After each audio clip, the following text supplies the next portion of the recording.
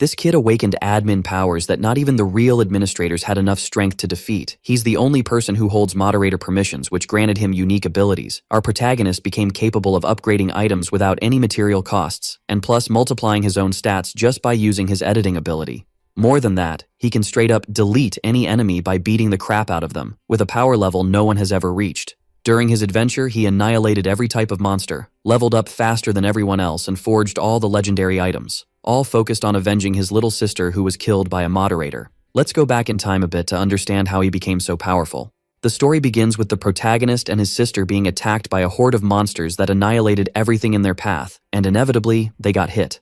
With no strength left to resist, his sister was killed, leaving him in complete shock. The system administrator was wiping out the entire city as routine maintenance, and since he was just an NPC, he ended up getting deleted too. Aiden, the protagonist, works as a blacksmith, but apparently, he didn't have much talent for it. That's why he always got beat up in the end for breaking the hero's valuable items. His sister, Alice, was all he had, and the only person who brought him happiness. But after living brief, happy moments, his world completely fell apart. Now, Aiden confronts the administrator, swearing that one day he'll destroy the entire system. However, he's thrown into the abyss, being led to believe he'll be erased. In the darkness, he questions his own existence until a system window warns that the deletion was cancelled and that NPC Aiden will be restored. Aiden emerges in the middle of a light and is brought back to the world. Except this time, he has specific powers. Now he possesses moderator authority and gained an update command which leaves him pretty confused. The next day, at Edelin Castle, he's already testing his new ability in front of everyone in the kingdom. Aiden is the only one capable of doing upgrades without needing to spend materials. One of the knights approached Aiden, asking him to improve the quality of his swords. Aiden is shocked when he sees his face. It's the same man who used to beat him up when he was a blacksmith before being reborn. Faced with this, Aiden decides to get revenge. He grabs his forge hammer and strikes it hard to make the upgrade fail and cause all the swords to break on purpose. The bully is left speechless with what happened since the swords weren't even his. Everyone got furious and kicked them out to avoid fights at the place, and everything went back to normal. After spending hours doing upgrades, Aiden made quite a profit as a blacksmith. While resting, an alert window popped up showing that a new quest was completed and that a new command had been unlocked. Aiden is still confused about receiving moderator commands, but deep down, he doesn't care about the reason. The moderators took his sister, and now he wants revenge on them. Determined, he presses the quest button, raising his moderator level and unlocking a command to unlock any item. However, he decides to choose the item at another time. Another window appears before him, showing a new quest to find an Easter egg. The system indicates the path to follow, with a yellow light marking the objective's location. The next day, he was in front of the mission gate. But he wasn't alone. Someone was following him the entire way. He decides to enter the dungeon, and soon a warning message appears that the place is restricted to level 80 and above. But since he's a moderator, his entry was granted. Inside the dungeon, he found various types of monsters and managed to get past them normally. At one point, he came across a gate that couldn't be opened without the key, but since he has the moderator role, he unlocks the passage with his ability and enters the Great Hall. Finally, he spotted the quest's light, but the moment he was about to complete it, the dungeon boss suddenly appears, slashing his arm. Aiden, already wounded, draws his sword and prepares for the boss's next attack. The instant the boss attacks him, he takes advantage and drives the blade into his neck, ripping his head off. The boss, even completely headless, still delivers a devastating punch, throwing Aiden against the wall that shatters. The boss puts his head back in place while Aiden is there, fallen and defeated. But the memory of his sister appears in his mind, and he decided not to give up. He pulls out his forge hammer, and the moment the boss attacks him, Aiden strikes the sword with his hammer, breaking it into pieces by making the upgrade fail. With that, he found an opening to win this battle and rips off the boss's entire arm. The boss was defenseless on the ground. Aiden, with his forge hammer, completely shatters the boss, managing to complete his quest. With that, he managed to level up his upgrade power to level 3 and also acquired a new edit command. Badly wounded, he exits the dungeon and falls to the ground, completely passing out. The person who was following him was a girl. An unknown drone appears inside the dungeon, checking if the boss was defeated. When it concludes its verification, it returned to its base to report to its system. A few minutes later, Aiden finally wakes up next to his stalker. He gets startled and asks who she is. She introduces herself as Arya. Aiden, with his moderator power, notices that she's a dangerous person and decides to leave, leaving her behind. But Arya doesn't give up and keeps chasing him, sending multiple friend requests. Aiden tells her to go her own way, but at that moment she points behind him and there's a wolf attacking him, trying to catch him off guard. Aiden pulls his sword, already slicing through its body, but there were several wolves surrounding him. Meanwhile, the flying orb arrived in a guy's hand and shows the information that the boss was defeated. The man stands up, saying it was impossible for it to be defeated. This man was a moderator and decided to go check this situation. Our protagonist continues in the midst of that fierce battle. For the moderator, everything that happened must have been the result of a failure. Finally, all the creatures were defeated. Aiden holds the sword with the little strength he has left. Using his weapon to support himself on the ground, he realized he had achieved his victory, but he can hardly believe that he, an NPC, was able to defeat all those monsters, receiving as a reward from the system the command to edit. An incredible ability. He never thought something like that could be possible. And his rewards don't stop there. He also received a status multiplier. All his attributes are now multiplied by 2, but using this ability has an intense collateral and he needs to be cautious when using this blessing. Now he can do many things through editing, but Aiden is thinking of ways to put this into practice. Noticing that there was something strange in his status. Even after all that, he was unable to level up and did not receive any experience points. To get stronger, the basic path is to gain levels, and she would like to know the reason behind all those actions. Standing up, she said she doesn't know why Aiden does all this, but if he wishes to grow quickly, there is a way to do it fast, which is by teaming up with her, claiming that hunting alone is not very efficient. Aiden understood that it made a lot of sense, and perhaps through this hypothesis, he could achieve his goals. Surprising Arya completely, he agreed to the proposal. The girl, who did not expect this reaction, asked him to repeat his words, but our protagonist is determined, saying he would do with her what was proposed, a team. Quite excited to hear these words, Arya hugged our protagonist, for he had finally agreed to her invitation. She reinforced that they should be friends, but for our protagonist, they were going too far. The next day, they went to the Hekla Canyon. The recommended level for that region is 50. Arya said that what they are doing is usually called being carried. All he needs to do is stand still, for if he strays from her, he could lose his life. She made it clear that this kind of gesture is done only for close friends, yet he still refuses her friendship request, claiming that Aiden is a lucky person, for there are those who pay for this kind of service. And our boy realized that by her attitude, it wouldn't be problematic. Even so, he decided he would do the best he could, using his editing ability. If he can gain experience this way, he will be able to receive double, and this can be done in 2 ways. The first is by receiving tasks within the city, and the second is by hunting demonic creatures. Since he had defeated all those monsters, the obvious conclusion for the boy is that something must be wrong. He decided he would try another method, all this while being closely watched by Arya. That's how he began to hunt creatures daily. As he was an NPC, it was impossible for him to receive tasks meant for players. Continuing to hunt was his only option. No matter how many monsters he had defeated, or how many commands he had used as an administrator, he still wasn't able to level up. After all that effort, he got nowhere. That was the limitation of an NPC. These characters are incapable of growth. In contrast, players selected by the system can grow infinitely. At night, near the warmth of a campfire, he realized he had not been selected, and that's why Aiden cannot grow in any way. Sighing deeply, he is hopeless, thinking that he won't be able to level up, until the girl who accompanied him said there might be a way and wanted to know when he would finally accept her friendship request. But our protagonist continues to feel bothered by her, who has followed him all this time. The girl noticed that he is striving to become stronger. While watching Arya move towards the monsters, he hopes this strategy will work. The girl advances towards her enemies, quickly passing through them and leaving a trail of destruction behind. Aiden was impressed with the amount of levels he began to receive, along with all that experience, realizing that his strategy had worked, and now he managed to gain his levels.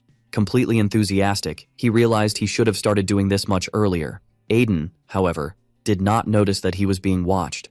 That little drone records everything that happens attentively, identifying Aiden as the error they were looking for. Watching everything the girl does, Aiden already suspected she was abnormally strong, but perhaps she is even stronger than he was expecting. What doesn't make sense to our protagonist is why he is being followed by someone like her. Looking at Aiden, the girl realized he was not alone, immediately identifying the drone that was observing all that action. And Arya seems to know what that means. Our protagonist's mission has finally been completed, and he received a skill point. He can't believe it took him so many days to do something so simple. He also realized that skill point can be used in editing, unlocking new possibilities. Distracted, he didn't notice that Arya was no longer in his line of sight. He started shouting in that place, asking where she could have gone, as it was said she would carry him. Behind one of the boulders, the poor drone met its end. Its circuits were destroyed and it warns its attacker that it is registered in the system as property. Destroying it could lead to repercussions. But the girl ignores all that and finishes crushing it with her foot, stating that the drone is too noisy. She doesn't know who it belongs to, but she won't let anyone interfere with her experience, since no one will touch what belongs to her. No matter who it is. Meanwhile, Aiden continues trying to understand more about himself. After everything they went through together, Aiden finally accepted the friend request that Arya proposed. As soon as that happened, the girl couldn't hide the happiness she was feeling. In light of her excitement, Aiden asked her to be a little less flamboyant, making it clear that it hadn't been anything. However, thanks to her help, he reached level 30. And now the two are traveling together across the continent, a player he met by coincidence, and Aiden can't say what she found so interesting in him. Despite everything, he has to acknowledge that she has been a great help, which is why he accepted her friend request. Not to mention he had nothing to lose from it, and the skill point he received ended up being put into editing skill. Now he finally achieved something he had been wishing for. Now Aiden will be able to change classes. This way he could stop being a mere NPC, as the system will start to see him as if he were a player, allowing him to gain levels on his own. Even though this is possible, the path to be taken will be very long. However, Aiden has already managed to become stronger, and he realized that this strength could have made a difference. On the day he lost his sister, lost in his thoughts, he noticed that the characteristic signal of the system appeared in the form of those golden petals that were passing by him in that place. Arya immediately noticed that our boy started to move. She doesn't know where he is going, and Aiden began to run across the lawn, reaching a large plain. Before his eyes was something peculiar, as if it were a portal to another dimension. That scene left him scared, as the boy couldn't say what it could be. Arya told him that it is a bad sector, but our protagonist doesn't know what that means, and she said it is a place abandoned by the system. When a region deleted by the administrator is neglected, it becomes something similar to this. It is a completely unpredictable place. No one knows what could come out of it. Even receiving this warning from Arya, our protagonist decided to approach. Knowing that this is his intention, the girl followed him. Now the two were in front of that enormous barrier that reaches the sky. Aiden is thinking about the nature of that bad sector, and thought that the city he used to live in might have become something similar. Arya seems very excited about the idea that they will explore this place from the inside, as it seems potentially fun. But as soon as Aiden touches the barrier, it changes color. Probably his administrator privilege destroyed that barrier. As he passes through the space he created, Arya follows right after, quite enthusiastic, leaning on the boy's back. Upon making contact with him, a reaction began to happen, and Aiden asked what she was doing, saying that she could have entered there alone and didn't need to cling to him. But the girl knows that only moderators and administrators can enter bad sectors. Aiden is not liking that excess contact, and the girl finally managed to confirm her suspicion. She knows that somehow, Aiden is special. After they passed through the barrier, they walked through a completely devastated place. Aiden is thinking that he finally entered that place, but he doesn't quite know what motivated him to do so, concluding that he didn't need to be there. Even so, he decided to follow those signals. While they were walking inside, a shadow passed close to them. Aiden is fully aware of what is happening. Putting his hand on the hilt of his sword, he realized that something could happen. Observing that a creature from afar, he thought that it definitely is not a wild animal, and he was prepared to end the life of that demonic creature. But as he got closer, he realized it was a child. Not expecting something like this, he was immediately surprised. This ended up causing a gap in his defense, and now an arrow is heading in his direction. Fortunately, Aiden managed to block that attack, revealing another person there as well. The man holding a crossbow asked Henry to come back to him. Immediately, the child protected himself behind that man, still pointing his weapon at our protagonist. He assumed he was a player. He hadn't seen other people for a while, so he asked how they were able to enter. Aiden remained silent, as if he were analyzing something. On the other hand, that man found him very suspicious, even though he wasn't behaving in a hostile manner, until he decided to turn his attention to the blue-haired girl. Arya was definitely not going to allow anything to happen. She was emanating an astonishing power, which left that man deeply concerned. Having briefly contemplated that, he was left breathless and sweating cold, making Henry, who is the child, equally anxious. The boy's name is Jake, and he felt a very sinister energy coming from Arya. He had never seen a player with that kind of power. If she became their enemy, that could definitely be a big problem. Aware of the imminent deadlock, Jake was surprised by the arrival of another of his companions. The man was in a hurry, running towards them, claiming that there was a problem happening. But upon seeing our protagonist, the man was even more surprised, as he did not expect to encounter a player there in that place. Jake interrupted the man and asked what problem he had come to report, knowing immediately that Ellen's condition had worsened, which left Jake speechless. They returned to the place where she was sheltered. Jake entered the house quite breathless. Inside, a woman was providing palliative care, and the man asked what was happening, as it was too early for Ellen's illness to progress, but the nurse couldn't say what was going on. Desperate, He tried to wake Ellen up, while our protagonist watched closely until his eyes focused on that situation. He realized that the child had a very exotic disease. It was as if she were disappearing too. Suddenly, a warning message from the system appeared to him. Aiden became deeply worried about this. The system was saying that an error had been detected and that the danger level was low. The emergency solution for this was to delete that error. Jake asked the nurse to try something, pleading with her to do something with the child. But the nurse apologized, as there was nothing that could be done in this situation. At that moment, the child rushed into the room, calling out Ellen's name. Jake did not allow him to touch the patient, saying that he was not authorized to be there, but Henry was upset, telling him to let go of her. Henry wanted to wake the girl up, but Jake said he couldn't touch her. Arya entered the room without them noticing, and said that this would be very difficult, claiming that it was already too late. Worried, Jake wanted to know what she meant by those words, begging her to help them too, believing that players might have a solution to this problem. It was then that Arya told them that this is not an illness, this is an error. Jake didn't believe it. He also didn't understand what it meant to be an error, stating that it was impossible. Even if their city is in this condition, they never disobeyed the system, so that doesn't make sense. Arya said that disobedience to the system is not the only way to become an error. There are countless ways for that to happen, and there is nothing to be done about it. The child will worsen his condition until he becomes a danger to others. If they don't want to be deleted along with her, Arya recommends that they stay away, which left Jake desperate. Now that his hopes were shattered, he was having difficulty believing this. Outside, our protagonist was equally outraged. He does not want to accept that the child's situation is this. That is a great injustice. The system assigned him an emergency task, in which he needs to delete the error. Aiden did not agree with the idea of deleting a child, causing the system screen to shine before him once again, for the system wants to know if Aiden will delete the child with the privileges of an administrator. Faced with this absurd choice, our protagonist was deeply offended. For him, it is a personal insult to even consider accepting something like this, so he decided against it, causing an immediate reaction in the system. Being informed that he could be confronted with a future punishment, once again the system asked him if he was really giving up on that mission. This brief dialogue made him increasingly outraged, as he was brought there by the system itself. Aiden does not believe that his true purpose was to be there just to delete that child. Even with all these privileges, Aiden believes he will never become like the true administrator. Hitting the system screen with a punch, he said he would never do everything the system wants.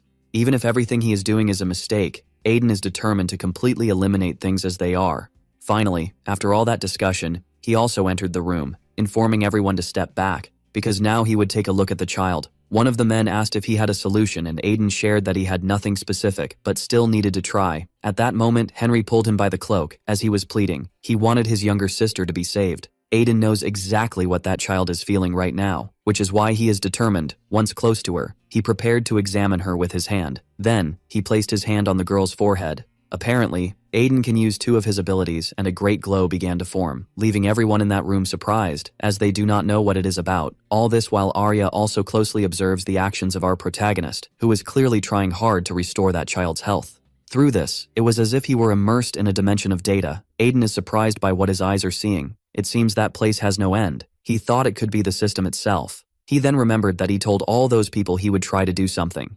He needs to think, as there must be a way to save that life. At first, it is a mistake, and this happens when the NPC goes against the rules of the system. Aiden began to materialize his sword in that data dimension and cut something with it. His intention is to completely separate that girl from the system to then restore her. Bringing his hand over the girl's face, he believed his hypothesis might be correct, causing his ability to come into action. The girl's body began to shine more and more. After that, he began to sigh in relief, still observing the girl's body very attentively. Soon after that, he could see the system contacting the data of the people in that room. All of them were also gathered there, and it seemed something was happening.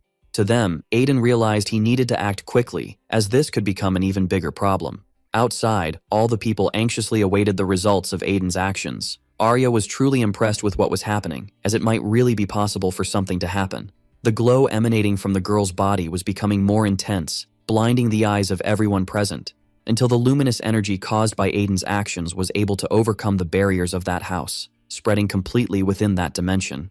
Until, outside, the barrier separating that failure region was completely destroyed. This was the result of Aiden's actions, who was now quite breathless. Realizing that things around him had transformed, he could not tell if everything had worked out, until he was informed by a system screen about something unusual. He had completed the secret mission, and thanks to that, he also received a new command. Aiden could delete data, being registered as the new administrator of that region. Finally, Aiden realized that the system did not want him to delete the child, but rather to resolve the error. The boy needed to catch his breath and organize his thoughts. Realizing he had been tested by the system, somehow the system wanted to make sure of the path Aiden would decide to take. Without expecting it, Arya began to pour a potion on our boy's body. He immediately felt uncomfortable with that, saying he was already feeling better, but the girl seemed very worried about his health and wanted to check personally, revealing that she was fearful something bad might have happened to him. Her greatest wish is for him to continue being cautious, as it is important to her. At that moment, the inhabitants of that place called for Aiden. They were all very grateful for what had happened. Thanks to his intervention, everyone, including the children, were now safe, and they did not know how they could repay that huge favor. After that, a system screen appeared. The update was completed. Those NPCs are now reborn. Immediately, our protagonist began to see the level and occupation of each of those NPCs, knowing that their village had also emerged and its population is 5 people, with Aiden being the true administrator. At first, those messages didn't seem to make any sense to him. It was when he realized he might be involved with what just happened. In that data dimension, he was able to see the bodies of all who had been separated from the system. But that wasn't all that had happened. Something tried to intervene in his actions. Aiden knew he needed to act quickly. In that place, he certainly wasn't alone. Just by observing that luminous formation with his eyes, he could perceive this was the true source of the whole problem. He used his data sword to fight against this unexpected enemy. What seemed to be a virus was actually the error behind all that occurrence. Thanks to Aiden's strikes, the error was completely exterminated.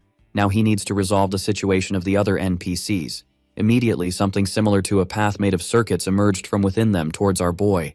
Aiden still couldn't say why that connection happened, but now he is sure of one thing. Everyone is free from the system and has been reborn. Still very thoughtful, he was surprised by the young man who first approached him because he had a question to ask. He wanted to know if our protagonist is actually a moderator. Aiden didn't expect that, but for the NPC, he used the system to save them. This kind of miracle only makes sense if he is a moderator or one of the players selected to be an administrator. No matter what the explanation is, everyone is in debt to him now, and because of what happened, they want to follow him. Trying to explain himself, Aiden said he is not a moderator, and that they don't know him well enough to do something like that. But for them, it's the only way, since Aiden had become the master of that place. With his new followers, our protagonist doesn't know what to do, and thought he should act as if he were a moderator.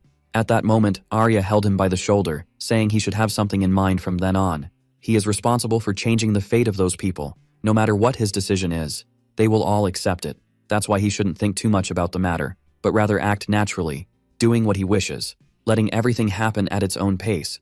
Aiden found that advice strange, as if somehow Arya knew more than she appeared to. Definitely, this woman is very confusing to him. Even so, her opinion seems to be correct, and Aiden said he would do as those people wish. He would start by giving them what they need most right now. In a few seconds, a large meal had been presented to everyone, leaving all those NPCs quite excited. They no longer remember the last time they ate so well. Then, the man with a streak in his hair thanked him for the food, as he was starting to get worried about the children since they were running out of supplies. Now they should be able to sustain themselves for a few days with ease. Aiden asked how long the place had been desolate, and the man said the village used to be a good place to live. It wasn't very important, but it was very beautiful, and several players frequented the town until the day the giants arrived and deleted them during maintenance. They were the only ones able to survive, as they received help from a mysterious wanderer. It was he who rescued them through an inexplicable power. Shortly after that, he disappeared. Since then, they have persevered together, trapped in that place, and because of that, they became a family, helping each other. Immediately, Aiden remembered the sister he had lost. While he was immersed in his thoughts, Arya watched him with great interest, until she noticed there was something else inside that place. A large chest that was sealed. The player's mind began to contemplate the possibilities. Then, she asked everyone what could be inside that chest, as it seems to be in much better condition than the rest of the village. One of the NPCs said that it is a special storage that only players can use. As it is connected to the system, Aiden was surprised by this explanation, and the man continued saying that it was a storage for work. But after the place was abandoned, it became completely sealed. Probably this was done by the system itself, and finishing listening to the explanation, Aiden was astonished, asking them to step back. Since he was going to try to open the chest, Aiden had heard that players collect various rare items, and now it might be his turn. Putting his unlocking skill into practice, using the administrator skill, it might be possible. And unsurprisingly, that's exactly what happened. Inside that chest was a large quantity of items. It was then that Aiden realized he could use that in any way he wanted. The other NPCs were also surprised by what was happening. They couldn't understand. All of this while Arya watched with great satisfaction. Aiden is getting closer to achieving his goals. Now our protagonist resumed wielding his hammer. He strikes. his tool with great dedication until he finally managed to improve the quality of that equipment. Looking at the sword he had forged, he began to wonder if it was all right. All those NPCs are armed with incredible gear. They don't think they deserve it. Not to mention they have far more items than they need right now. Our protagonist said they shouldn't worry about anything as he has plenty of materials, so they should accept those gifts. After all, regret might come to them in the future. The probability of success is what our protagonist desires. He can ignore the system's rules. Now, he managed to provide those people with plenty of food, money, and equipment. The resource level of the village is above ideal. After doing all this, Aiden realized he was being watched. Arya, until now, is waiting to benefit in some way too. Aiden said that the player already has excellent items. She was certainly disappointed, but our protagonist received many items from that chest, and now he doesn't have to worry about food or money for a long time. Not to mention that the new equipment is extremely powerful. All of that belonged to the players, but he doesn't care. Since storage is part of the system, it's certain that the players will be rewarded for this mistake. In the palm of Aiden's hands was the most precious item of that experience. It seemed to be a portal leading to another dimension. This is a passive cloud storage ability. After opening that storage and carefully analyzing the items, he noticed that many of them were common items, so he decided to inspect the chest to see if there was anything more.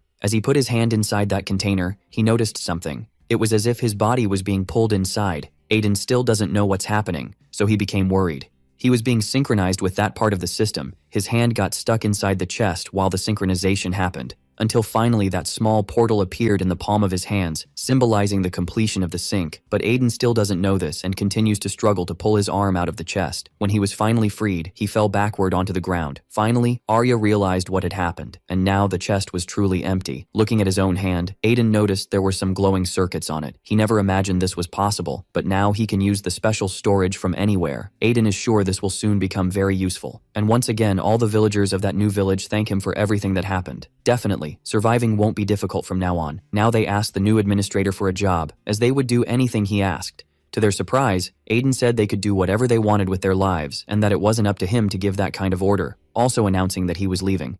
Worried, the NPCs wanted to know if he didn't like the place, but Aiden made it clear that he has more important things in his way. While the villagers are saddened by this, Aiden thinks he needs to get away from there as soon as possible, because in a few days maintenance will happen, and with it, the giants will emerge. If he stays there, he could cause problems for others, so it will be safer for all of them to stay away from our protagonist. Aiden said they shouldn't be sad, as he didn't announce that he was abandoning them, making it clear that he also doesn't have a place to go. Therefore, he would certainly return to visit them, hoping they could persevere until then. Watching Aiden move away on the horizon, they are all eager for his return. On the way, Arya asked why the rush, as she imagined they would stay in the village for a while longer. She suspects there must be some reason for this, but our protagonist is irritated by this excess of questions and will make up any excuse for her. He revealed that a scheduled maintenance will happen in a few days, and he wants to level up before that happens, asking if it wouldn't be normal for a player to do something like that. But that left Arya thoughtful, as she knows he is not a player, and when confronted with this truth, Aiden was quite surprised. Arya, hand on her chin, confidently, did not expect such an intense reaction. She was truly surprised, seeing that the boy thought he had managed to fool her. That's why she has been following him around. Arya wouldn't do this with a normal player, since she had been discovered. Aiden asked since when she knew the truth. Immediately, the girl began to think she was present on the day his village was erased. At that moment, her eyes saw Aiden trying to escape. Our boy realized that she has known the truth. From the beginning, however, Arya assured him that she would help him as much as possible, so he wouldn't be deleted by the moderators or administrators. No matter what happens, she won't let them delete our protagonist at that moment. Her eyes and Aiden's met deeply. Their conversation was interrupted by the appearance of several warning messages. A system screen was before the boy's eyes. Aiden was informed about the maintenance that would happen soon, and a countdown window was also opened. That is definitely ahead of schedule. It's just a matter of seconds. This maintenance is temporary. As the seconds decrease, Aiden becomes increasingly agitated. Arya found it strange that he was so tense for no apparent reason, and Aiden said that the maintenance would start soon. The player was surprised because she didn't know it would happen so quickly. Arya tries to calm our boy, but Aiden says there's no time left. In a second, everything will happen immediately. The sky of that place turned dark, and a black moon took the sun's place. The temporary maintenance was underway. Seeing that the color of the sky had changed, Aiden shuddered. The event he wanted to prepare for began without warning. Immediately, Aiden's body began to transform into data. After being enveloped in that energy, he started to levitate.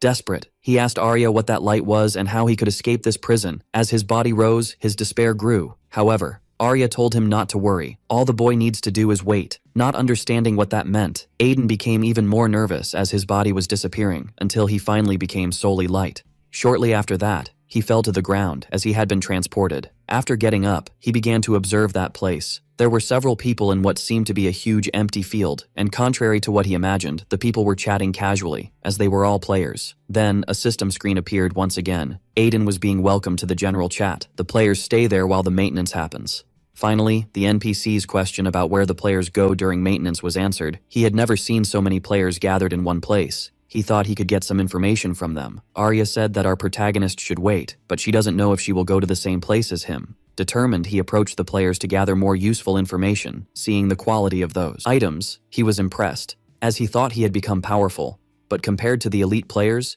he remains mediocre. Some powerful high-level players wear extravagant clothes, and they seem to be unhappy with the weight. Continuing his walk, Aiden realized he still had a long way to go. Not knowing how long that would last, Aiden realized he needed to meet up with his companion. It was then that he heard from a player that it would soon be over. Another person in that conversation asked what would happen at the end of the maintenance. It seems he doesn't know about the warning. A new maintenance will start in sequence. This only makes the players even more upset. As these maintenances happen without any updates, Aiden doesn't want to mingle with these weird people, but he ended up bumping into someone. He looked back worried, and the worst happened. That player didn't seem friendly. Holding him by the collar of his shirt, he told him to watch where he's going, or he might end up getting beaten up. Aiden doesn't want to draw attention this time, or his situation could worsen. He decided that if he were hit, surely the conflict would end. But someone prevented that from happening. A third player told the jerk not to do that just because of a shove, as that is a sign that there's something wrong with his personality. Thus, the conflict focused on those two players. The jerk tries to keep asserting himself, but his eyes found something interesting. On the armor of that third player, there was an emblem engraved.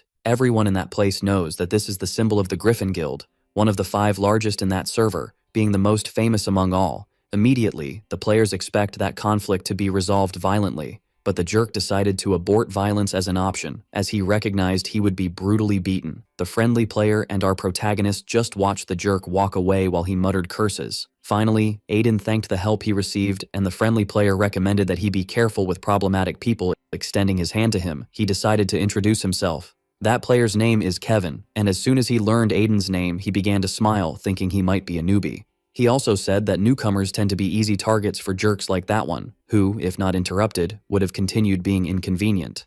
Kevin believes their meeting was preordained, suggesting they form a team when the maintenance is over. Aiden was surprised, as he doesn't think he could be useful in any way, but Kevin said he isn't looking for anything special. However, since the update stopped happening, there are hardly any new players. This has led guilds and veteran players to covet these newcomers. Kevin does this too and invites new people to join his team, making it clear that he isn't forcing Aiden into anything, but he should consider the invitation.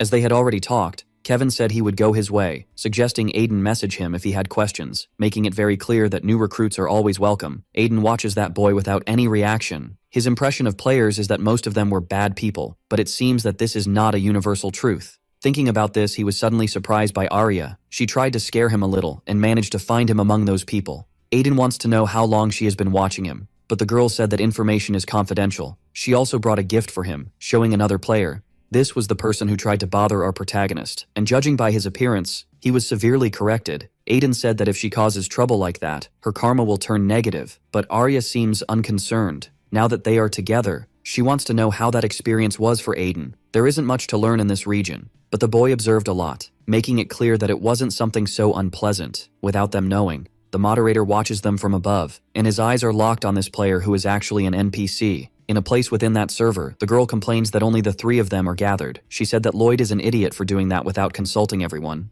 Since he was responsible for starting the maintenance, he should be present. This girl is named Mia. She is a moderator.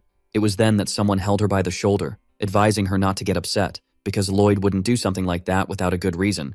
This woman is named Selena, and is also a moderator. It was when the third of them said he just received a message. Apparently, Lloyd found an error. This man is named Zenon, and is also a moderator. They believe the error must have already been solved, yet they want to finish that meeting quickly. Now, they watch Lloyd through a virtual screen, as they are curious to know what happened. Finally, the system notifies everyone that the temporary maintenance has been completed. The players noticed that it was much faster than usual, and still, there is no information about future events. The fact that the maintenance only resolves errors leaves them very frustrated.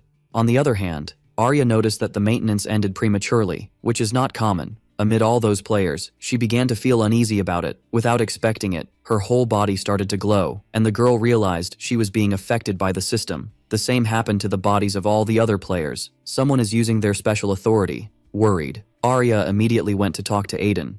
Someone is coming to delete him. However, she wants to reassure him, as she will prevent that from happening, revealing to our protagonist that she also needs him. As soon as she finished her words, an even greater glow filled that place. Aiden had his eyes dazzled by this event, and when the luminous energy faded, he realized he was completely alone. This made him realize that something was happening. Arya was sent back into the game, and this made her extremely angry, manifesting a grand power. She said they had crossed a line, and they shouldn't have tried to implement this while she was in that place. Now, Aiden finds himself completely alone, facing the approaching risk, as someone will come to delete him. Taking a deep breath, he tried to calm down, as he knew something like this would happen soon. That's why he has been working hard to prepare. Finally, we see the giants, the drones, and the moderator. Now, Aiden is determined not to allow himself to be deleted. The moderator looks at him with little interest. For Lloyd, the existence of our protagonist is confusing. It resembles that of a player, while also being an NPC. But since it is a risk to the system, he must be deleted, and the first giant advanced against Aiden. Fortunately, the boy managed to dodge that first blow, immediately drawing a sword that was stored in his inventory. With that weapon, he was able to parry the creature's strikes, but its strength was still far superior. While they were measuring forces, the giant began to concentrate energy in front of its face. Aiden managed to quickly dodge what would have been fatal. Seizing the opportunity, he was able to use his sword to wound the creature. The first giant is now injured. But that didn't stop another from advancing towards our boy, who needed to protect himself, using a shield. But the creature's strength is so great that the instrument began to break. This moment of danger activated the editing skill, increasing all the attributes of our protagonist. He became definitely much stronger than his enemy, but the numerical advantage was still theirs. One of the giants swung its hand like a whip, completely wrapping around Aiden's body, who is now tied up and immobile. In this way, the creature pulled him as if he were a toy, slamming our protagonist's body against the nearest wall. The force of the impact proved to be quite unpleasant. Still tied up in that kind of whip, Aiden is about to continue taking hits, but he decided he wouldn't make things easy. Using another of his skills, the unlocking one, the giant noticed that its whip had become much lighter, and when it looked back, it saw our boy charging furiously towards it. That is not a common strike. Its power was edited, increased threefold, more than enough to completely destroy the creature's body, falling completely defeated to the ground. But Aiden didn't waste any time, immediately approaching the remaining enemy, defeating the creature with a singular blow. Observing the destruction he had caused, Aiden gasped for breath.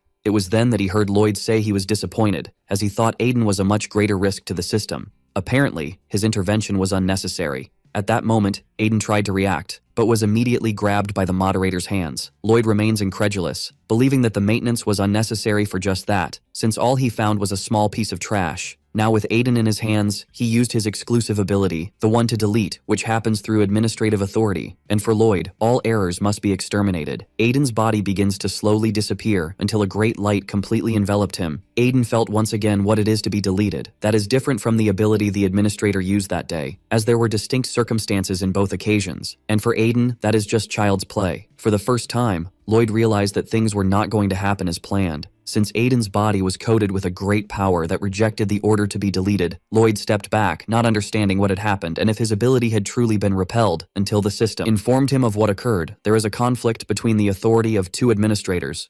Lloyd's is insufficient to delete that target. Realizing that his authority would not solve that problem, Lloyd became desperate, struggling to believe that this is true, all while the other moderators watched him.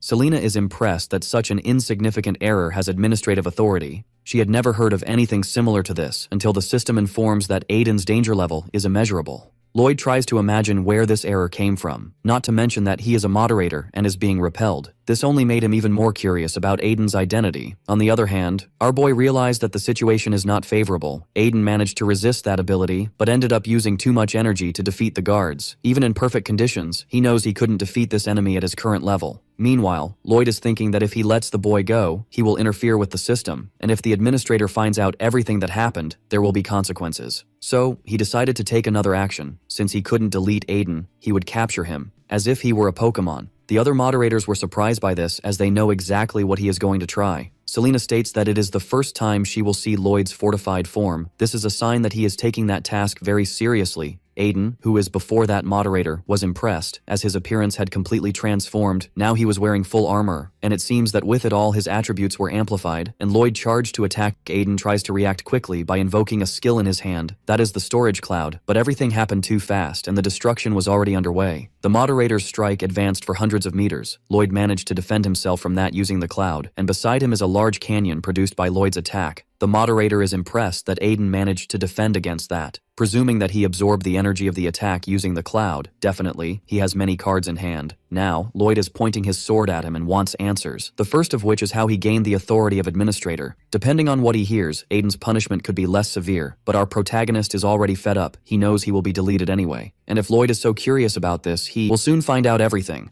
And before he can continue his sentence, the cloud appeared behind Aiden much larger and more threatening. Lloyd realized that it had grown much bigger. Aiden knows he still can't face the moderator, but for now, this will be enough. When he is ready, he wants Lloyd to seek him out personally.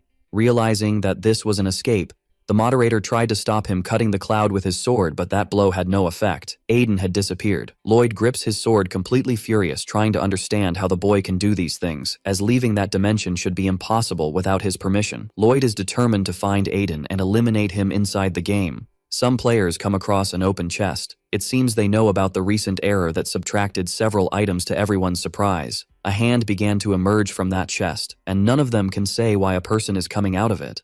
This only makes the players wonder when this error will be fixed. Sighing in relief, Aiden realized he managed to survive that experience. The other moderators who observed Lloyd's actions asked him to return. Since they need to decide what to do with that person, however, Lloyd said he will hunt him down personally. He will send information to his companion so it can be shared with the other moderators as well. Mia said she was going to leave, and Selena said they need to make a plan, but the girl doesn't care about that, stating that there are more urgent demands. She wanted to know if Lloyd has any complaints about that, and he said no. Finally, she says goodbye to everyone. Now that she is alone, she noticed there is another item on the list. It was when her ears picked up some kind of sound.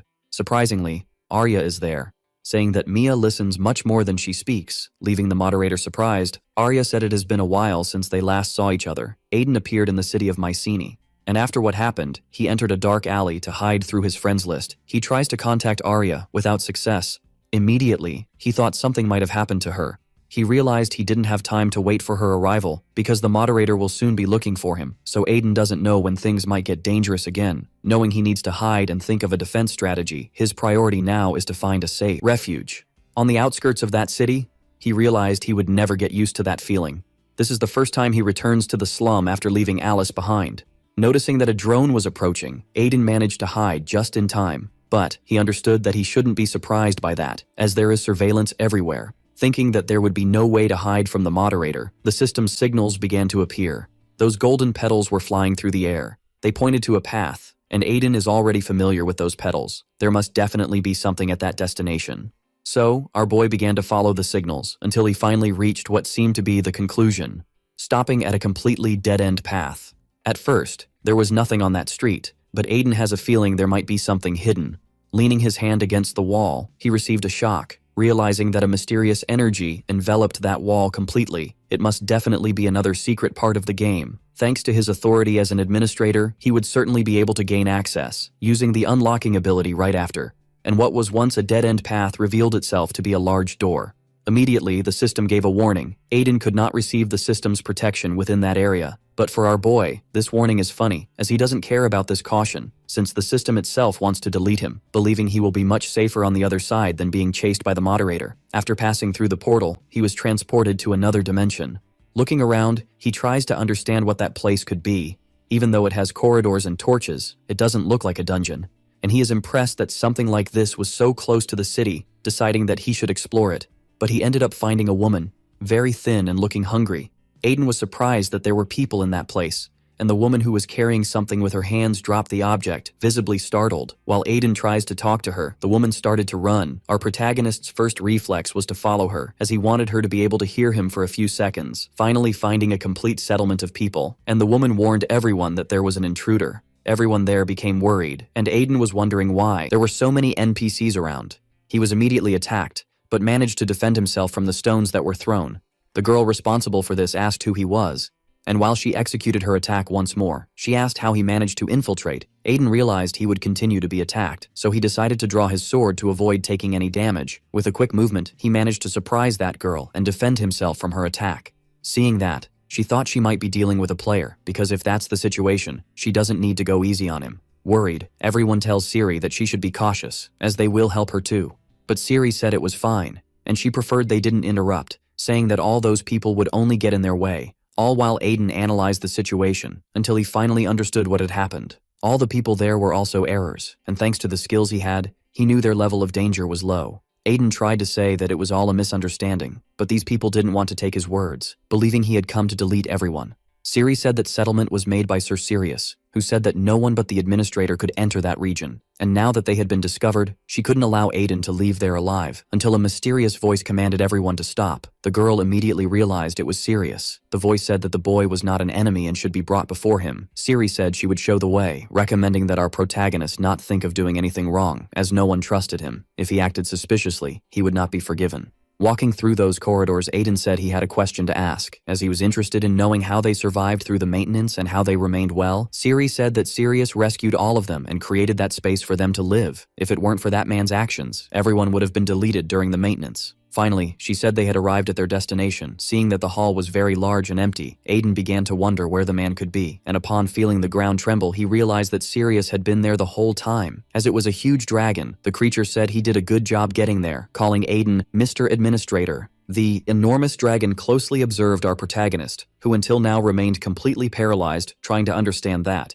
Using his administrator skill, he tried to understand that creature, realizing that he was a guardian god named Sirius. But there was something erased in his name. It was then that Aiden realized he was not an ordinary NPC. Our boy imagined that dragons were mythical creatures that only appeared in legends, and he heard the creature's voice once more, asking if he was a new administrator. Aiden wanted to know how he knew that, and Sirius said he saw a fragment of his memories, stating that he was truly grateful. The Dragon's Eye is an exclusive skill that allows one to see the true essence of a being, and knowing all of our boy's story, Sirius saw in him the hope, as he could fix the errors. Siri heard this from the dragon and asked if our protagonist could really heal the errors, while the dragon believed he had finally found the one who was destined to appear. After that, his whole body shone, until his great appearance began to transform, becoming something with a human appearance. He began to talk to Aiden, asking that this other administrator could hear his requests. A new mission appeared for Aiden, and beside him, Siri was still confused. Sirius's task is the mission. Aiden needs to protect all the NPCs who are his followers, and there will be a great reward for that. Siri was worried about Sirius, as his mana was very unstable and taking that form could be risky, but the dragon said it was all right. Aiden realized that this was not a conventional mission, and should first listen to what the dragon had to say before making his decision. The two went outside, where there were several people commenting on what had happened. Siri pushed away all the curious onlookers, as this was very important. And finally, Aiden asked what the dragon's wish was. Sirius said it was very simple. He just wanted all those people to be taken to Aiden's village to be healed. As he might have noticed, everyone in that place, without exception, are errors. Until now, Sirius had helped them escape the maintenance, but he was already at his limit. Revealing to our protagonist what caused all this, a large wound was on his chest and he was no longer able to suppress it. The system warns that the danger level of that virus is very high. Sirius believes that not even our protagonist can reverse his situation, believing that it is already too late for him. However, Sirius's last hope is that those people can be saved. Outside, Siri heard everything. If Aiden could help them, Sirius would give them his star. At that moment, Siri interrupted their conversation, telling Sirius not to do something like that. The girl is visibly distraught. She did not want to hear those words from Sirius, but the dragon believes that there is no solution for his condition and apologized to the girl. He could only go that far, and this is the only way to protect everyone, for as time passes, he becomes weaker and weaker. Sirius tries to comfort Siri, who ended up knowing all of that. It was when Aiden said that he doesn't need that star, even if he doesn't know what it means, claiming that he would help all those people anyway. Since it is not a difficult task to accomplish, be it errors or the system, he will rid himself of everything that puts him in danger. And the system said that Aiden accepted that mission. In another place, with all the people gathered, they are at the top of an altar. The NPCs there are still incredulous about the ability of this intruder to heal the errors. Even so, Sirius has never been wrong before, so they decided to believe in him. Focusing once again, Aiden has his eyes closed, and he returned to that data dimension where he saw all the people. Just like those lines that look like circuits, seeing that there are more people than he expected, he estimated there to be around 50, but there was one person among all those who needed urgent help. It is none other than Sirius himself. Seeing the infection spreading over him, Aiden realized that this is not good, for the virus is spreading deeper and deeper. If Aiden ignores this situation, something very bad will happen. And using his sword, he tried to cut the dragon's arrow. After receiving that attack, the virus reacted against our protagonist. After being enveloped by a kind of tentacle, Aiden tried to understand what that could be, as it tried to swallow him. This only made him even more irritated with that error. Releasing his power like a super saiyan, he exploded those tentacles, causing them to retreat to the wound on the dragon's chest. Aiden's energy shone brighter and brighter, and its glow seemed lethal to the virus. Determined, he would make it perish at any cost. Gasping, on the other side of the hall, Aiden said he had already warned them. He would rid himself of all the errors. Now they need not fear being deleted during maintenance. The system informed that the update was completed. 50 people were added to the reborn class, and the NPCs celebrated. Sirius said he is very grateful to our boy, for he never imagined that being healed was a possibility. He said he would never forget what happened in that place. Then, a malevolent and mysterious presence appeared, saying that a great chess piece would soon be born. Even so, Aiden seems to have demolished all its efforts in an instant. The system almost crashed. Various warning messages tried to inform our protagonist of that danger. All his abilities have now been restricted. Certain commands cannot be used. And the mysterious figure, which is the virus itself, asked what our protagonist is. Shortly after that, the system was suspended. The mysterious figure with horns on its head oppresses them all with its presence. Sirius seems to recognize him and was frightened by this. They had faced each other in the past, and the dragon believed he had exterminated that threat. Smiling deceitfully, the virus called him a fool, for he would not be defeated in that event. Even so, the virus laments what happened, for it could have infected that entire place, just as it did with the place where the dragon used to live. Reliving those memories made Sirius deeply angry. Returning to transform, he believes that the virus must have an intense desire to hasten the end of its own life. He continued to be provoked by the virus, which said that all his actions were irrelevant. Since the real villains are the administrators who delete the errors, then the dragon shouldn't be upset with him anyway. The virus doesn't care about that, as it doesn't need those people since it found something much more interesting. And after saying that, it looked at Aiden approaching him very quickly, and in a very suspicious manner gathering energy in one of its hands. It called our protagonist a vessel, striking Aiden's abdomen with that blow. A system screen said he was infected, and Aiden realized that the strange energy was taking over his body. Sirius tried to prevent this from happening, saying that the virus should face him, but looking at his old rival, the virus seemed to have disdain for him, manifesting its power in a devastating way. It destroyed the ground while pushing everyone away. The system was not functioning properly, and the firewall disappeared. Sirius and Siri, who were there, seemed to have been affected by these changes. They fell to their knees while agonizing, and the virus said they didn't need to go through this experience again, since even the administrator doesn't know this place. He needs to be very cautious. The virus managed to infect everyone, but in front of him, Aiden continued to resist bravely, showing that he would not be infected by his enemy. However, Aiden realized that the situation was serious and needed to get out of there immediately. He tried to use the unlock command, but his attempt failed as the system was not operational. It was then that the boy finally understood the risk of his current situation. The virus said it didn't know what he was trying to do, but everything was useless. That couldn't be fixed just with strength. Now that they don't have the firewall, it's up to Aiden to accept what is happening. As he was engulfed by the virus's energy, the boy began to reflect on his situation. Seeing himself in a bottomless pit, Aiden didn't know how things ended up this way. The darkness was so great that he had no hope left. It was then that a yellow and characteristic glow appeared before him that seemed to be getting stronger and stronger. Aiden realized that the luminous energy was pushing the darkness away, and in the form of a small girl, that glow touched his face. His first impression was that it was his little sister, and indeed, there was something very similar to her before him. Outside, the virus noticed that the cocoon it had wrapped Aiden in was breaking. Not even it could say what might have caused that. Seeing firsthand that the hero had inexplicably freed himself, the system informed our boy that a new system was being built, and now Aiden knew exactly which command to use, for he had received the ability to delete as well. Using it immediately against his enemy, the virus realized what was happening to its body, but what it couldn't understand was how a child could use a moderator's ability, since the delete command shouldn't be for everyone. The system also informed about the firewall ability that provides defense for Aiden at the level of an administrator. That was what prevented him from being engulfed, and now Aiden's power shone intensely. His energy completely enveloped the bodies of the people who were there, even those NPCs he had saved on another occasion. Finally, the update happened for everyone. This is version 0.1, and thanks to that infection no longer works against them. The virus smiled slyly while being erased, but our boy didn't understand the joke. His enemy revealed that it finally understood everything, for it now knew how to reach the administrator, since the existence of our protagonist is what they are looking for, ensuring that one day Faria would belong to him, no matter what happens. Finally, its presence was completely eradicated from that dimension. Then, Sirius referred to our boy as administrator, for he wanted to know if he was okay. The dragon was impressed with our boy's ability to use the delete command, and through everything he did, he benefited everyone living there. Sirius was unable to do anything, and felt powerless without the system's defense.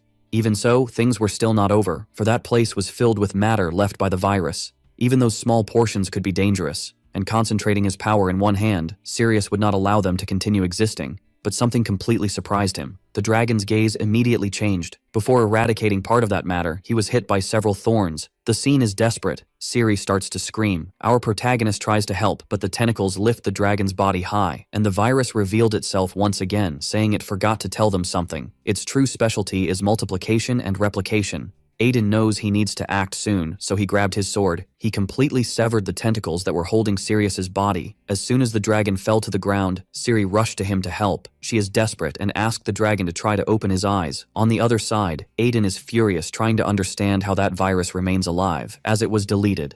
Smiling, the virus said he is just a fool, as this is not the first time he has been deleted. Unless he is an administrator, getting rid of him completely is impossible.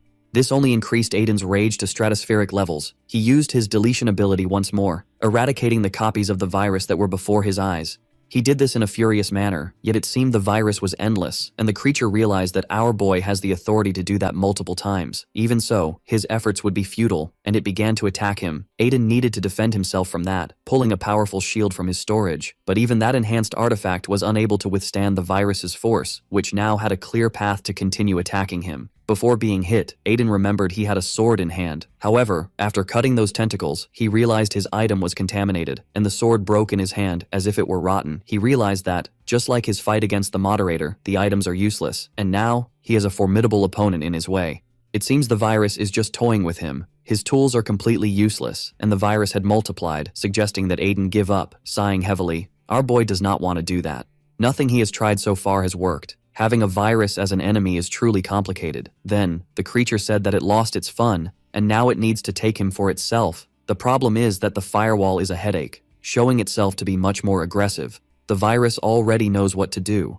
Trying to envelop our protagonist, it said it would take him whole, but Aiden rebelled once again, as he will not allow that to happen.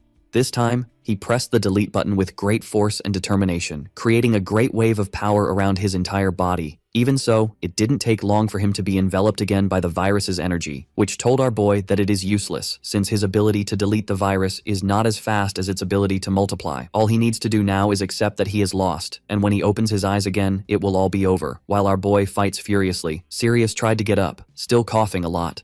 Siri said she would try to do something, attempting to heal him with her magic and asking him to hold on a little longer. But it seems the dragon already knows what needs to be done, telling the girl not to worry. She knows her abilities cannot fix what happened to Sirius, and it is his fault for being careless. This only leaves Siri even more desolate, as they have now found a way to live in peace. She does not accept the cruelty of this world. Making his body shine, Sirius apologized to her, saying that the girl should use that to help the new administrator. That is the only way. And bringing his hand to his chest, the glow became even stronger. This artifact will be able to help everyone. Meanwhile, Aiden is almost being completely engulfed by the virus. He is already at the limit of his strength and does not know what to do. Trying to move his hands to free himself, he realized he needs to think of a way to escape. Anything could help him. It was then that Aiden realized he had not tried everything. He had with him a very useful tool. It is the hammer capable of destroying anything. It belonged to his little sister. And then, Aiden began to think about why it had not yet been destroyed by the virus. And now that the hammer was in his hand, he began to emanate an intense power. Immediately, Aiden realized that this is his way out of that prison. And now, with the hammer in hand, he will use the delete command. The first impact completely shatters the virus's energy, spreading its matter in all directions. The creature, once again, does not know what is happening. A bound weapon could only be used by people with the administrator's authorization, and apparently, not even Aiden knows how this works. Even so, he was able to use his ability on that instrument. The virus realized that his opponent is a lucky person, and that he had underestimated him. However, he continues to be much weaker, and that hammer is not enough to stop him. Before being attacked by the creature, a shining blue stone appeared before Aiden's eyes. His mission was complete, and now he was reaping his reward. That is the star of Sirius. In his last moments, the dragon spoke with this new administrator, asking him to use this artifact. Aiden wouldn't need to hear that order twice and prepared his hammer, striking the jewel immediately with the artifact. This caused a great reaction in the place where they were, and a mysterious energy began to emerge. It was so intense and brutal that it eradicated any shadow caused by the virus. The creature realized that its presence was being exterminated. Again, the virus, which should have been the variable of unpredictability there, couldn't tell what was happening. It had never seen a weapon like this before, and now, what was once a hammer had transformed into a flaming sword. That is an exclusive item of Aiden, a reinforced sword. The virus also realized that its situation was much more complicated than it had imagined, as now it was unable to continue making copies. Only one type of person could do that, but before it could say anything, our protagonist struck it brutally. The only ones with authority to do so are the administrators and Sir Trojan, but for the virus, that no longer mattered. Gathering what was left of its body, it said that the time for games was over, wanting to return our protagonist whole and in good working condition, but now, that would not be possible. Opening its mouth in a terrifying manner, the virus prepared to launch an attack, saying that if our boy had accepted his fate, this wouldn't happen. And as a fine example of a narcissistic person, it said that everything that will happen now is Aiden's fault, launching a truly devastating attack towards the boy. But the sword made from the indestructible hammer was ready for that situation. Aiden was prepared to use his privileged commands. He was going to completely delete that, and with a single strike, he divided that attack entirely, while simultaneously overpowering that creature of darkness. The attack advanced as the virus was eradicated. They were underground, and that battle became so intense that the forest above them was destroyed as well, as Aiden's attack made its way toward the sky, leaving behind only the rubble of that place. After using all that accumulated energy, the hammer returned to its original form. It seemed to have grown tired after reaching its climax, and our boy was also very breathless after that hard and intense battle. Looking up, he observed hundreds of meters of rock that he had destroyed with that single blow. In a distant region, a great barrier of light appeared. The system tried to inform what had happened, but it seemed to be corrupted, and the information finally returned to its owner, who understood that one of its copies had disappeared. It was probably deleted by a moderator or administrator. Even so, the original virus was curious to witness the last moments of its clone, and after seeing those memories, it became interested, since it saw in our protagonist an interesting object. And perhaps this is the tool it needs to overcome the administrator. The name of this virus is Worm. As it said that Sir Trojan would also be excited about this, it noticed a fire attack approaching, and a great explosion occurred in the region where it was. Part of the virus's body was consumed by the attack, but, demonstrating great resilience, it began to regenerate automatically. It was not expecting the presence of that unusual guest. Who attacked it was the moderator Mia, and it had been a long time since their last encounter. She was looking for Worm, recognizing that it had done a good job hiding until now. Shortly after that, she resumed unleashing a barrage of devastating blows. A hell of flames took over that region. Worm said it was impressed as she managed to find it. Fortunately, the administrator did not know they were there, so Worm realized it had the advantage, believing that Mia was not strong enough to defeat it, saying that if she came there alone, it was because she underestimated it. The moderator got this location through Arya, who knew where the virus was hiding. The hypothesis suggested by the player was too obvious, and Mia realized that, as a moderator, she should have reached that conclusion on her own. Advancing once more to attack, she said that her strength was more than enough to eradicate it, creating a succession of absurdly dangerous explosions. Even so, Worm managed to dodge all of them, and this time, it was time for him to return the favor, sending its tentacles to bind the body of the moderator, who was now completely surrounded by the virus's energy. It was already expecting to subjugate the strength of a moderator alone, and creating blades with its energy, it was ready to put an end to it all. Sending his attacks towards Mia, he said that she is the only one responsible for what will happen. The force of the impact is so strong that it caused a small explosion. Amidst the dust of the debris, Worm approaches, seeing that within the dust there is a glow that grows brighter and brighter, discovering at the last second that it is an attack that hit his body precisely. Thanks to his regeneration ability, he remains alive. Mia is now surrounded by blue flames, and around her body are two enormous gauntlets. He also said that she is the one being underestimated on this occasion, and now she will delete him. Back to our protagonist. They do everything possible to restore Sirius's health. Siri has him in her lap and continues to cry, and the wounds caused by the virus are spreading across his body like a deadly poison. The dragon in his last moments begins to revisit his memories, remembering days when his body was trapped by great chains. Even though he was powerful, he could not break free. Looking at the administrator, he asked why this was happening to him, but the administrator remained in complete silence. Sirius dug his claws into the ground, trying to free himself from those bindings, saying he didn't understand this. He did not agree with the fate of humans and innocents having to be deleted. In his view, the administrators should protect these people, but instead, they irresponsibly abandoned them simply because they failed to protect. Sirius took on the role of being a creature that protects these humans, as he received this task from the administrator himself. In light of this, he cannot understand how the administrator changed his point of view so much, for he was not always like this. The dragon still remembers well when he was younger. In those days, the administrator did not wear a mask to hide his face, and now he seems much colder and darker. With each update, the number of viruses only increases, and he cannot let the situation spiral out of control, which is why he continues to delete the problems, and every NPC that challenges the order is eliminated. Currently, Dragon Sirius is an imminent risk, so the administrator would block him from the system, causing several cubes to appear around those chains. Realizing he would be sealed, Sirius tried to ask the administrator to change his mind, because this is exactly what they want him to do. But even in the face of that advice, the administrator completely ignored him. Thus, Sirius was confined in that huge prison, unable to do anything. A long time passed, and a village developed nearby, until the dragon found himself completely devoid of his old and radiant form. The events that were etched in the past cannot be changed, and he began to think that perhaps this was the will of the system, and that it was up to him to accept it, until a small hand touched the scales darkened by time, and the dragon noticed a small child who was there. That young girl is Siri, and she is wearing very worn clothes and has a tired appearance. Sirius realized she was completely alone. Some humans had come there on another occasion, but they all were afraid to approach the creature. Even so, they left many tributes for him, among treasures and food. After a while, they realized he was not hostile. He was just an NPC, and the players did not pay much attention to him either. That child, on the other hand, decided to stay around. Sirius asked if she didn't have a place to go back to, especially if she had any kind of family, and the girl shook her head negatively. So, Sirius said that if she wanted, she could stay there, because he would share his name with her too. Thus, Siri became family to the dragon. She was completely different from the other NPCs. She had a great natural talent for magic, so Sirius taught her how to protect herself. However, she remained human, and he could not keep her by his side forever, so he sent Siri back to her village, so she could adapt. He no longer had the task of taking care of her, and even so, watching her from afar while she was happy gave him enough satisfaction, until one day he encountered a virus again. That repulsive power, he is sure it is the same as last time. Knowing of the virus's presence, Sirius tried to use the strength he had left to break his chains. He knew that if he didn't hurry, those people would be at risk. The virus looked back, surprised by the emergence of this creature. It's not every day you see an angry dragon. Sirius immediately succumbed to rage, attacking the virus, as he is responsible for everything that happened. But his enemy is cunning and deadly, and the virus realized that this creature is a much better reward than the entire city. Now it's too late.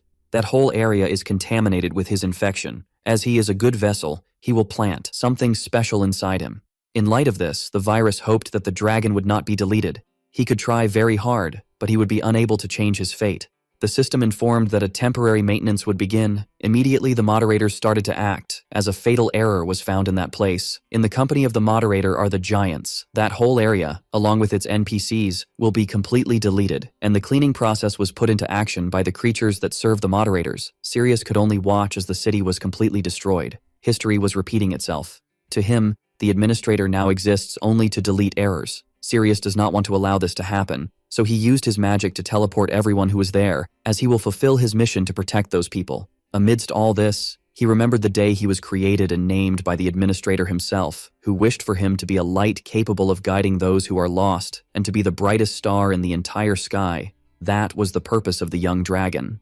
The administrator is in his own dimension, analyzing all the data, until something in particular caught his eye. Sirius's name no longer shines, and for a brief moment, he ignored everything that was happening, realizing that the dragon he had created no longer exists in that place. And even in his own way, the administrator experienced a brief mourning.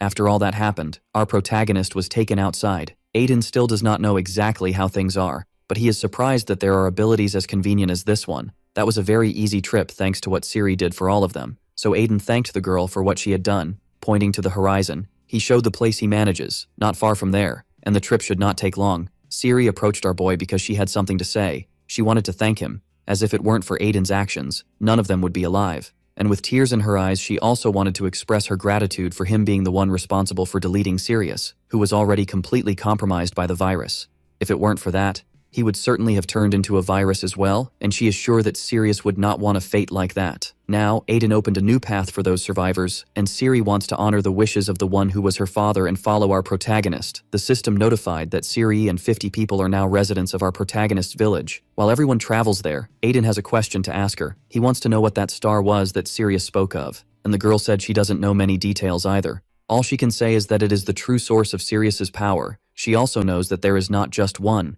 but multiple jewels like that. This is all the knowledge she has on the subject. And looking at his hammer, Aiden is sure it was not just his imagination. His authority as an administrator has not increased, but it went to level 4 after he absorbed that star, if it weren't for him obtaining that artifact. But the virus. Things could be very different. His thoughts are interrupted by Siri's voice, announcing that they have finally arrived at their destination. And now they can all see our protagonist's village. There are many ruins in that place, a sign that they will need to work hard. Finally, Aiden hears the voices of his first followers. They were all eagerly awaiting our boy's return. Aiden was a bit surprised, as by the reception it was as if they knew he would come back. Then the boy said that someone was already waiting for him, and our protagonist heard a very familiar voice. Arya hugged him from behind, as she was sure he would return. The girl said she was very worried about him, and stated that she would not leave him alone again. And looking at all those people, she said he came very well accompanied. Then she asked what was happening. Aiden said he would explain everything later, but Siri, seeing that, began to tremble with fear, for she could feel a great magical power coming from Arya.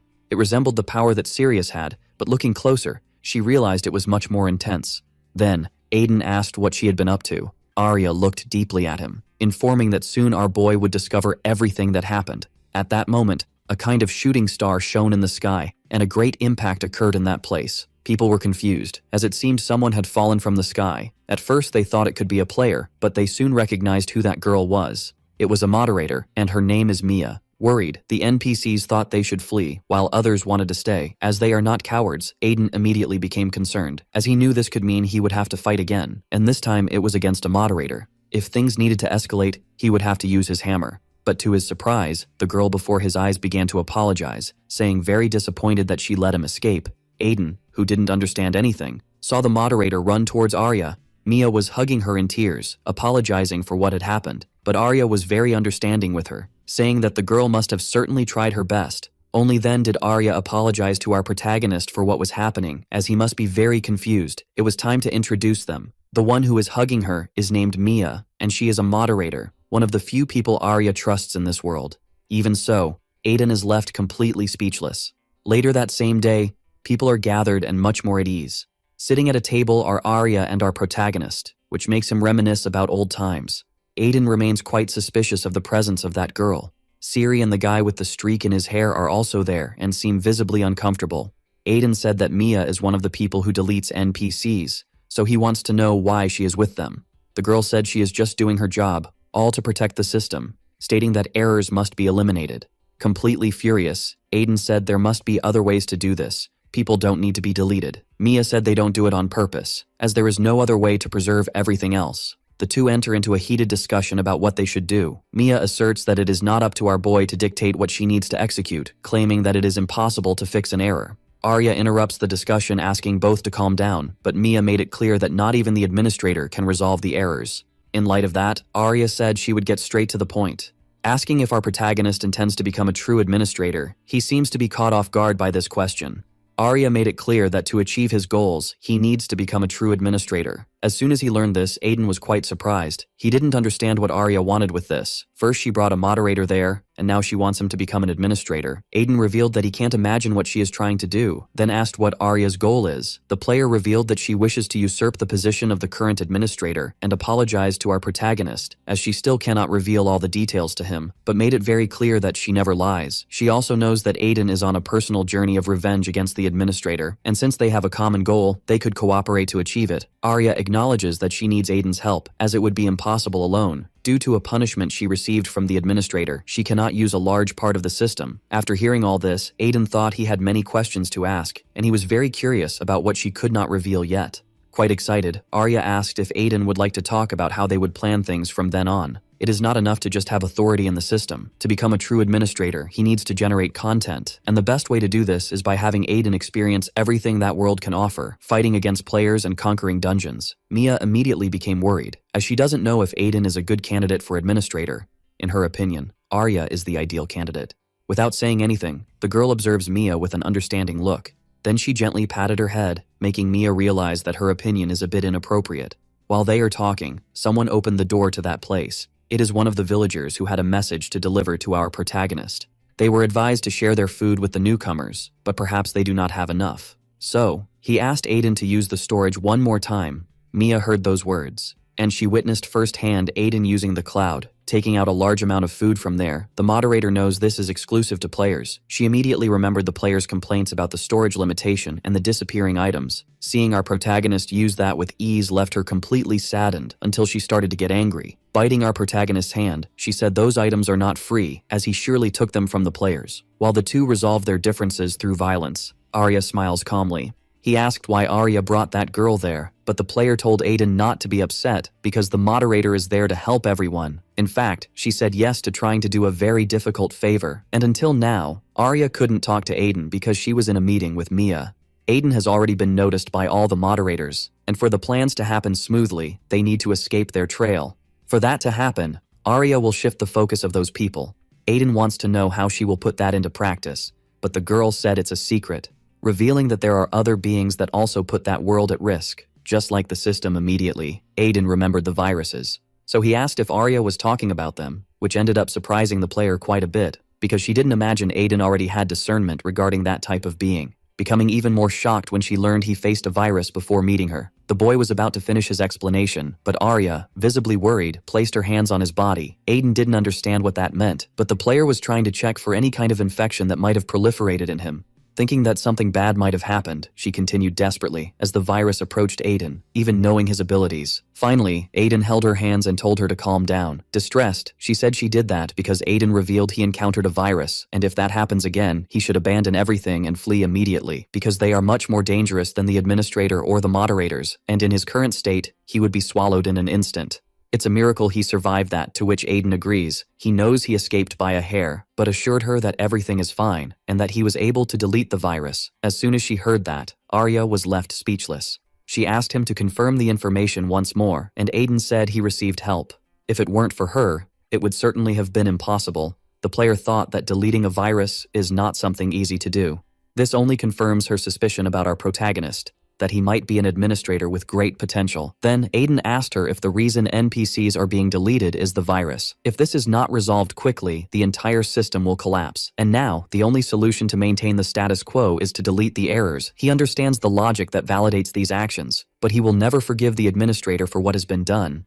Innocent people have been deleted because of this. Even if they haven't been infected, the current system is wrong. Whether it's the administrator or the virus, things need to be restructured, and Aiden said he will do that as the new administrator. Hearing that brief speech, Arya seems to have become hopeful, and said she fully agrees with Aiden, as that is a task only he can execute. Then she would share with him a way to encourage that determination, asking if Aiden knows what he needs to do first. He needs to choose his own moderators, because even the administrator cannot manage all the information in the system alone. Arya volunteered for that, saying she would be his first moderator. After everything that happened, the moderators gathered again. Someone wants to change their plans. Lloyd asked what is being suggested, as there is much work to do regarding the errors, and they were gathered there because initially, this is an emergency meeting, but everything he just heard makes no sense. He believes Mia must have some hidden motive. A man placed his boots on the table, saying she probably has nothing, and that it will happen the same way as before. His name is Duke, and the woman next to him is named Isabel, so his desire is to expedite that meeting. But Mia said she wasn't in a good mood at that moment, so she recommended that he listen to her carefully, or he could end up being beaten up by her again. Immediately Duke recoiled, and Mia said there was an emergency in that meeting. She managed to find the main body of the worm virus, and as soon as she revealed this, everyone was surprised, because the moderators know who he is. The other viruses are not as problematic as this guy, and he is the greatest danger to the stability of the system because he can replicate easily. He was hiding in a bad sector. Now that they know his location, this is the perfect time to track him down.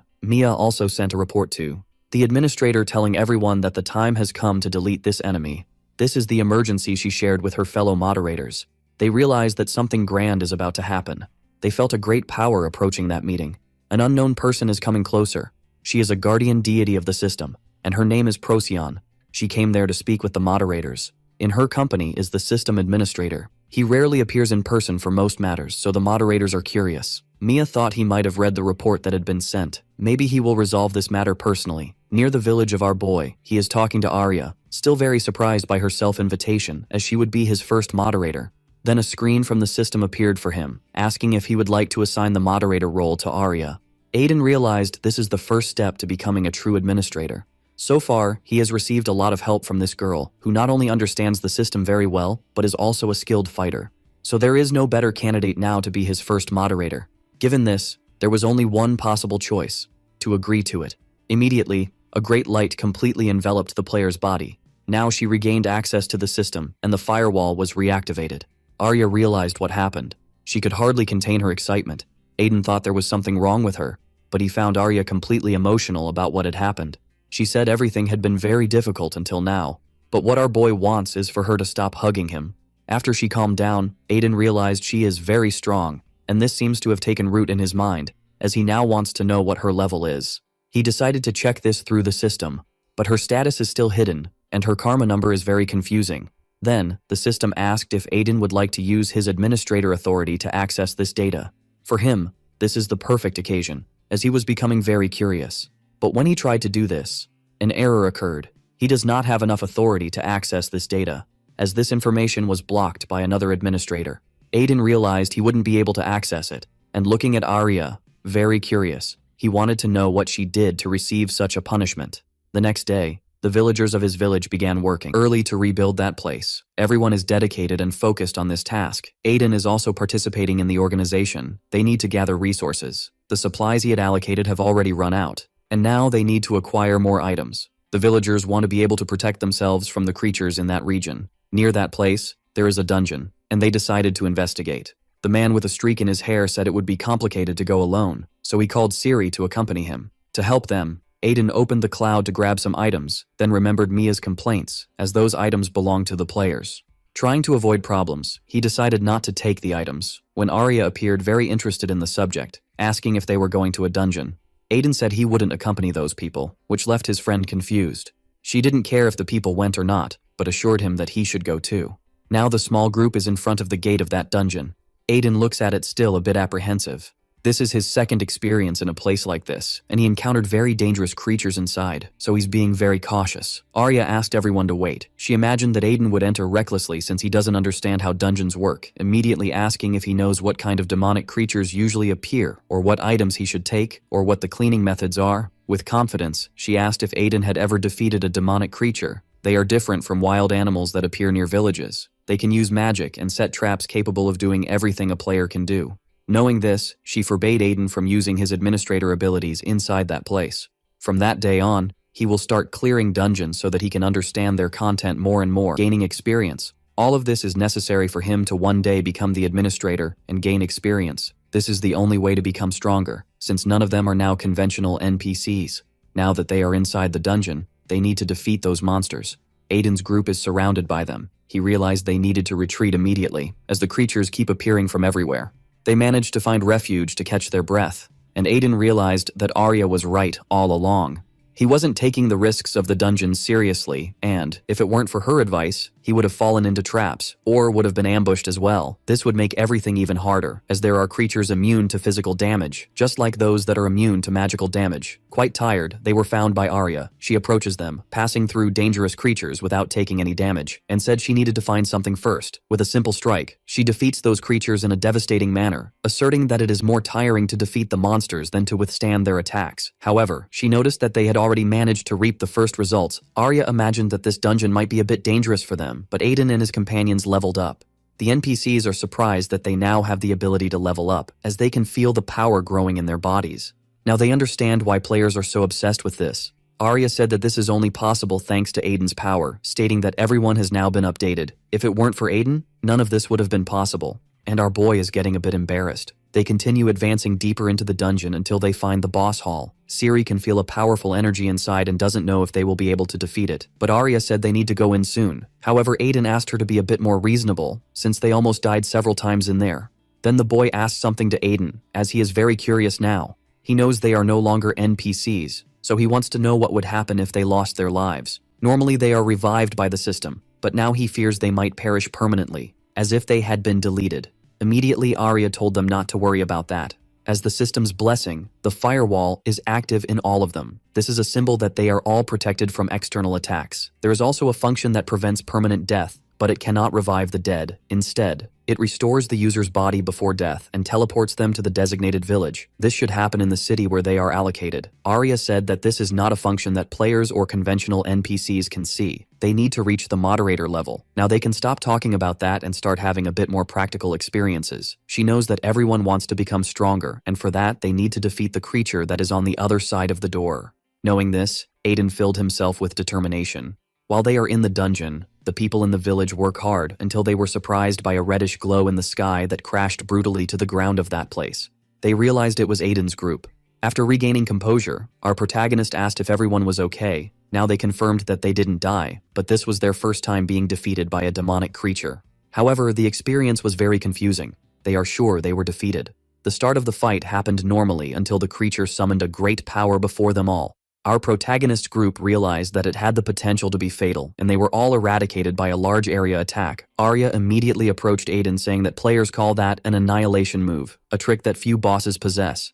Defeating creatures like this is the best part of clearing a dungeon, but Aiden finds all of that completely unreasonable and doesn't know how to defeat this monster. But Arya already told him that each boss has a way to be defeated. If he still doesn't know the answer, there is no other choice but to face it directly once again, and that is exactly what Aiden did. He no longer knows what number this attempt is, nor does he have any idea how to defeat that enemy. His small group seems completely ineffective against the power of that boss, who is now prepared to use his annihilation move once again. Aiden ordered his companions to intervene, as they cannot let the attack be completed, but their attacks are ineffective. As she is protected by a magical barrier, Aiden realized that at this pace they would be defeated again. It was then that he noticed the jewels levitating around the boss. He immediately jumped towards one of them, and with his sword was ready to strike the first of the jewels. With a precise blow, he managed to destroy all of them that interrupted the creature's annihilating attack. Aiden realized that his plan had worked. This is their chance to win, ordering his companions to attack the weakened creature finally. After a few attempts, they managed to defeat it. Aiden received a new task for. He managed to clear the mine of the village Erzge, and with that reached level 60.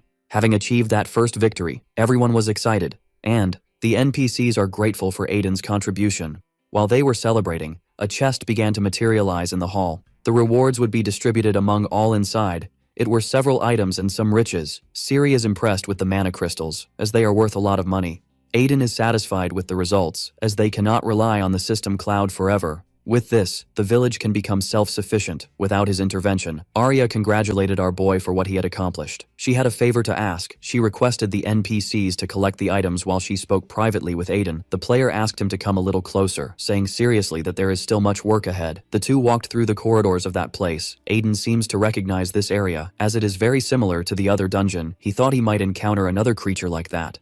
But Arya was taking him to a secret hall. She revealed that this is the reason she was working alone, showing him the guardian of that dungeon, who appeared to be asleep. He is one of the system's guards and has been positioned in various dungeons, tasked with deleting errors that occur within that place, as well as preventing the escape of demonic creatures. Aiden became worried and asked if that is what happens when one of those guardians is destroyed, but Arya believes that the system places another in its place, which left our protagonist quite relieved. Arya asked if Aiden knows why he was brought there, as she plans for him to use his administrator authority to make that guardian belong to him. If they change too many things at once, the true administrator will notice everything, so it's better to start acting cautiously. She assured him it wouldn't be too difficult for him, so it's worth a try, just like he did with the NPCs.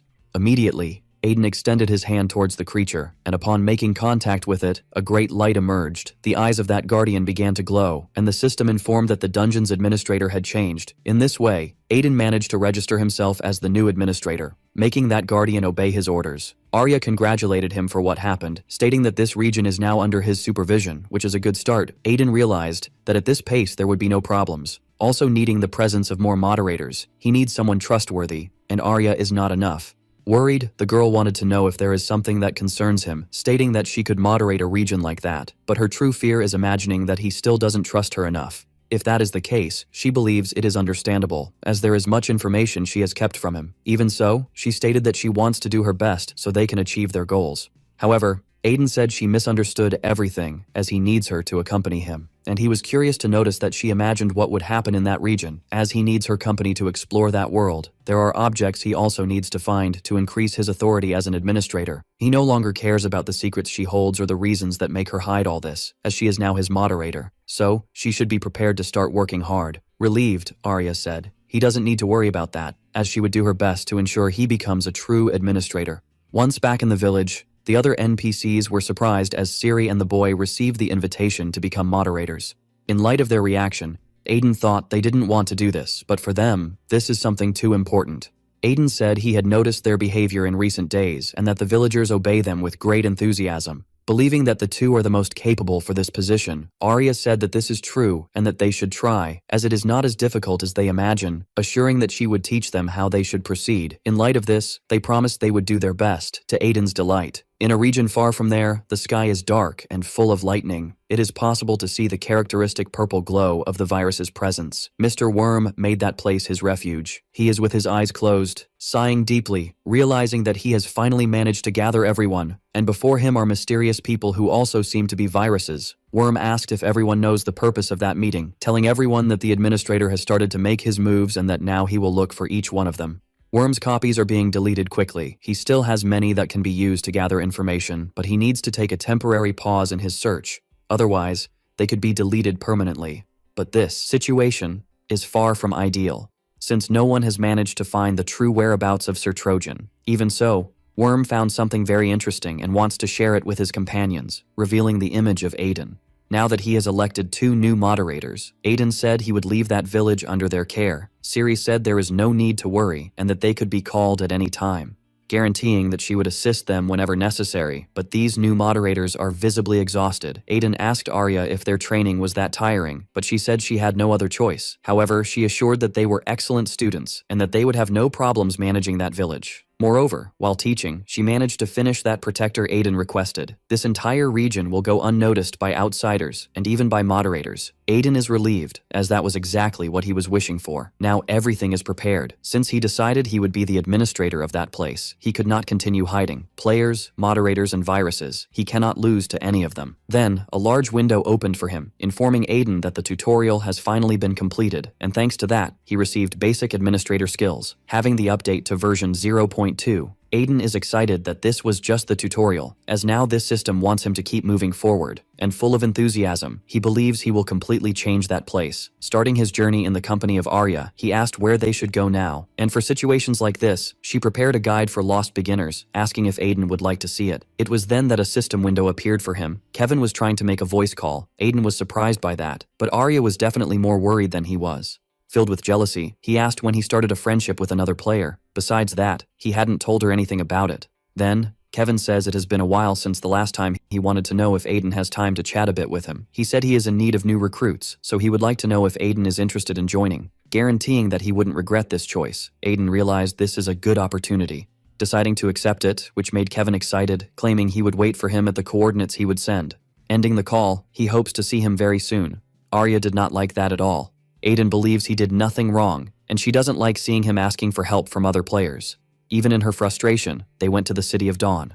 They immediately went to the nearest tavern, as that is the location. Aiden is the first to enter the place. Noticing that the interior of that establishment was full of players, it didn't take long for them to be found by Kevin, who was already sitting at a table with other people apparently. Aiden had arrived earlier than planned as soon as he was greeted by Kevin. He noticed Arya's presence being completely enchanted by her beauty, leaving the boy speechless, very interested. He asked if she is Aiden's companion and what her identity is, but our protagonist said she is just a friend. While Kevin builds hopes, Arya's jealousy increases significantly. She remembers that this player tried to get close to Aiden during maintenance, but she is wary of the reasons that led him to do that. Then Kevin, quite embarrassed, introduces himself to her, asking if they could be friends. Faced with her unyielding demeanor, he realized that Arya was not very interested in keeping in touch in any case. He would introduce the boy to the rest of his companions. Those are the people with whom they will start hunting while introducing himself to them. Aiden analyzed the level of those players. Realizing they were also beginners, Kevin was finally going to present the plan to everyone. They will go after the boss that is in the fields. It is a low-level creature in this region, but not too bad, and they should be able to defeat it. Kevin will be there just for precaution, so they shouldn't be afraid at all. Now that everything has been explained, they need to start their adventure. The group is in the Trolls Canyon. The recommended level for the place is above 45. Kevin said once again that he would just be observing, as those people need to have their own battle experience. Someone mentioned that the time for the creatures to appear was almost upon them. That was when Kevin realized they were not alone in that canyon. Another group wanted to do the same thing they did. As soon as those strangers arrived, they were taken aback by the presence of the other players. In a hostile manner, they tried to assert that that hunting ground belonged to them. Aiden's new companion stated that the place belonged to no one and that they had arrived first. A heated discussion ensued. Those hostile players made a point of saying that the newcomers were weak. Faced with that, Kevin lost his patience. He couldn't believe there were still people trying to control hunting grounds, claiming that such behavior was shameful. The jerk didn't feel intimidated, suggesting they should settle it through violence, as he was eager to defeat Kevin. Growing increasingly aggressive, his group began to push Aiden's group away. Kevin realized the newcomers were in trouble, and the jerk said that if he interfered, they would start a wonderful conflict. One of the jerks tried to shove Aiden by the shoulder, saying he had already warned that trash to leave. But our protagonist had no patience for jerks, hitting that fool's cheek furiously, rearranging the structure of his face. The force of his impact was so great that it destroyed part of the canyon wall. Immediately, the players not involved in the conflict noticed what had happened, and they were trying to understand what occurred while Aiden was still brushing off the dust raised by the debris. Then he spoke to the leader of the jerks who had arrived first. Seeing they would be beaten, the jerks went on the offensive. Two of them were heading towards our protagonist, and Aiden couldn't wait to lay his hands on each of their faces. The first unsuspecting one was grabbed by his clothes, being thrown to the ground with a judo throw. But the force of the impact was so great that the ground beneath him cracked. The other fool tried to attack Aiden anyway, but was intercepted by a kick, and then by an involuntary surgery that rearranged the symmetry of his face. The jerk leader was not impressed by this, saying he should be careful about who he chooses to fight, revealing that he was level 120. He was also the manager of the Hydra Guild and was now going to teach him a lesson. Our protagonist knew he had seen that emblem somewhere, and that Hydra was one of the top 5. However, Kevin already had his sword in hand, suggesting the jerk stop as he had gone too far. If this continued, Kevin said he would not just be an observer. The jerk realized this could cause a conflict between the guilds, so Kevin would have to take responsibility for the consequences. Before the situation worsened, Aiden intervened, stating that it was fine, as he could handle the situation with the jerk. And from his personal experience, arrogant people who present themselves like the comedian did are nothing but trash in disguise. The jerk, now feeling provoked, began to channel his power. His first strike was so fast it couldn't be seen. Still, Aiden managed to dodge. The jerk believed the newbie was just a loudmouth and that he had become arrogant for defeating some trash. While continuing to provoke our protagonist, Aiden still didn't feel challenged. Using all his speed potential, he vanished, reappearing in front of that troublesome player. At that moment, he understood he would be next in line for involuntary rhinoplasties. Aiden was much stronger than he could keep up with, and using his editing ability, he doubled his stats, beautifully and violently crushing that poor player's face. He was completely defeated with a single blow. Having received lethal damage, he was sent to the nearest village, leaving his subordinates completely abandoned. Now they realized they could no longer continue being jerks, as that newbie might try to resolve the situation with them in a very unfriendly manner. For them, there was only one choice left: to flee. Like the cowards they are, Kevin didn't imagine Aiden had gotten so strong in such a short time. That shouldn't be possible.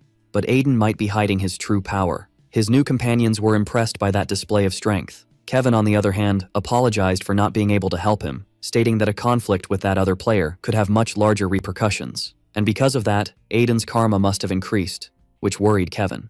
Even so, Aiden said it was fine. Now his karma score was 17.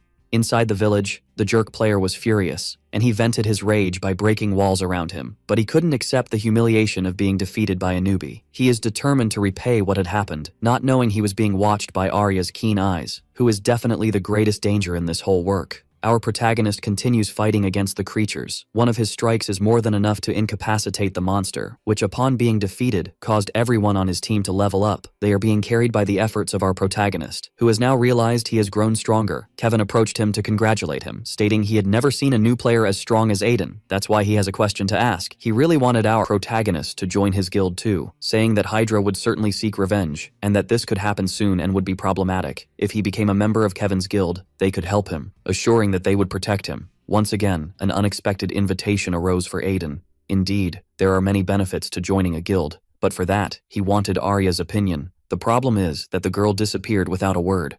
Now Aiden doesn't know what he should do.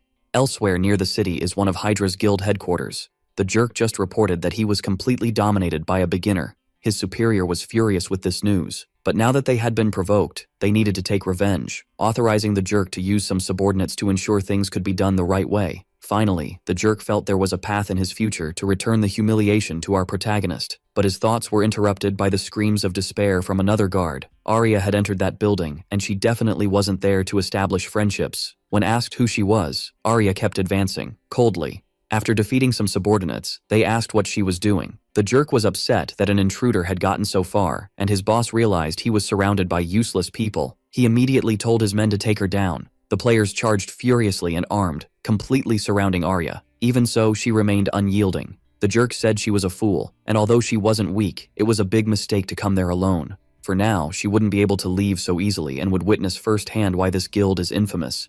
They would capture her to find out who sent her to that place. But these poor souls don't know the terror that awaits them. As soon as the fight begins, a great explosion occurred in that room, all caused by a single strike from Arya, which eradicated her enemies while destroying the place. Completely terrified, the jerk realized he was in trouble, and now the guild manager realized it would be necessary to engage in combat. Drawing his weapon from his inventory, he was determined to restore his honor, charging furiously at that small girl. Even in the face of that, Arya maintained her clear expression. On the lower floors, the chaos could be heard. A man remained calmly inside the library. That noise was already disturbing his studies, so he asked a subordinate what was happening, but he couldn't say. The information he had was that an intruder had entered there. The man returned to putting away the book, asking how many intruders there were, and the subordinate didn't know how to tell him since it was just one person. As soon as he learned this, the true leader of the guild became irritated, so he was led by the subordinate to the place where the intruder was. The gates opened with his arrival, and he saw one of his managers completely defeated, being held by the neck by Arya. Then he confirmed that there was indeed only one intruder. Feeling disappointed in his subordinates, shortly after that, he began to attack the girl. His attacks caused an even greater explosion, scattering debris all over the place. The jerk, watching everything, became increasingly frightened, for Mr. Avand is an executive of that guild and had come there to resolve this problem. But the situation is not good, as the manager has already been defeated. And now that Avand is there, surely this girl is finished. However, Avand realized that after his attack, his opponent remained unscathed, a sign that she must have a high level. Now he would take that fight seriously, warning the subordinates to get out of there or they could lose their lives. Immediately the cowards fled, while Avand made a large magic circle with his hands, firing a great power towards Arya. The girl didn't even bother to dodge it. Then a great impact occurred, destroying the wall of that room. Avand believed that with this he had finally achieved victory, but he noticed that the girl, besides remaining still, had not been harmed. Determined to end the fight, he prepared another devastating attack, hitting her hand on the ground and enlarging the size of the magic circle, which now appeared beneath Arya's feet. Almost being overshadowed by the glow of that technique, Arya remains still, and a great explosion occurs beneath her, further destroying the building they are in. Now the Hydra executive member is a bit scared because after using his best techniques, that girl remains unscathed. This should be completely impossible. And sighing in disappointment, Arya is about to make her next move. She believes she is facing the strongest player in that place, and that leaves her deeply disappointed. Then she grabbed him by the face as if he were a rag doll. Now she will share the reason that brought her to this place. They had crossed a line, so he should listen to her words very carefully and remember her face, also warning the leader of his guild.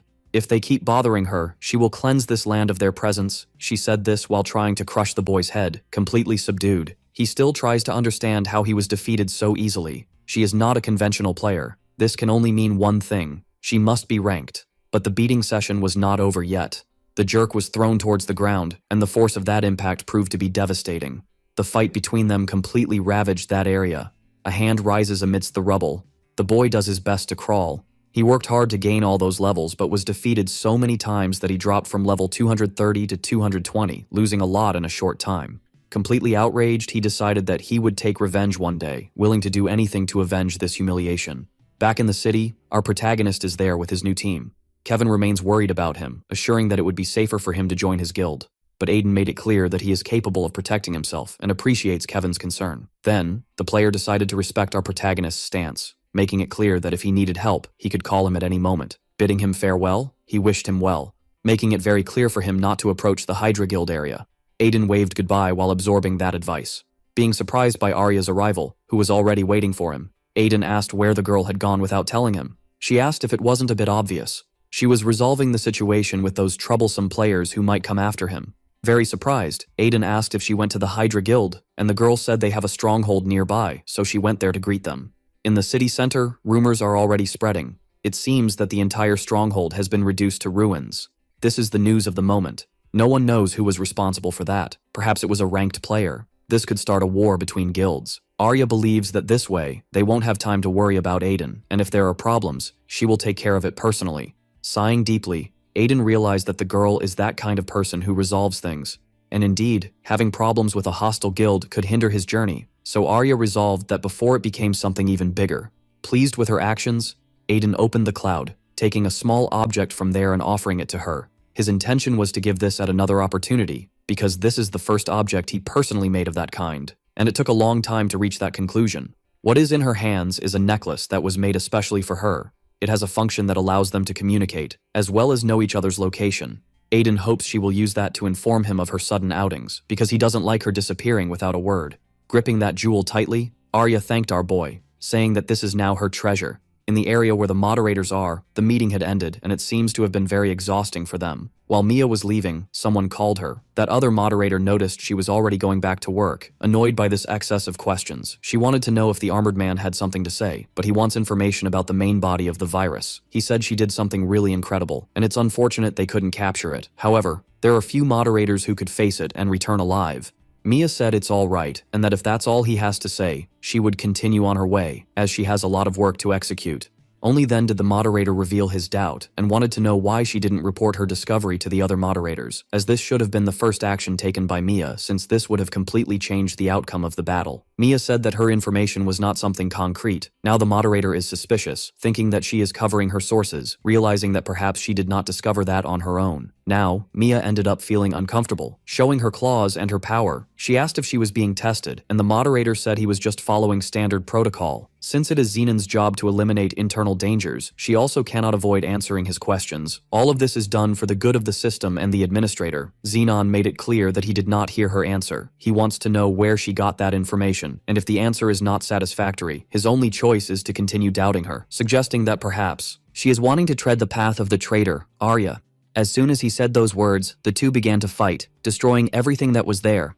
Both moderators were preparing their most powerful attacks. The armored man drew his sword, while Mia felt deeply offended by those words. The two exchanged blows in the air, spreading devastation in all directions, until Mia realized that her attack was blocked by a magical barrier. It was Procyon who was responsible for doing this, who had appeared in the midst of the conflict to prevent them from continuing to fight, and she looks at Mia, visibly disappointed. This intervention left both moderators surprised. They were not expecting Procyon to step in, and the woman said that this place is not made for fights, and that it is prohibited, telling both to put away their desire to fight immediately, even though it was brief. A great destruction was caused there. However, Xenon made it very clear that he would be watching Mia's actions, as he does not want her to become an enemy. For him, that was not just a warning. Mia remembered when she was just a child. The first person who extended a hand to her was Arya. She told Xenon to forget what happened that day. The two were being watched by Duke and Lloyd, who heard a loud noise outside. Not everyone knows what caused that conflict, but it must have been something serious to make Mia angry. Isabella said that if Xenon did something, it is because there is some problem. Since they know nothing, they decided to just observe what happened. Back in the village, life goes on normally. Arya learned that our protagonist rejected the offer to join Kevin's guild. The boy thought a lot about it, and now that he consulted his friend, he is happy with his decision, as he is not losing anything special.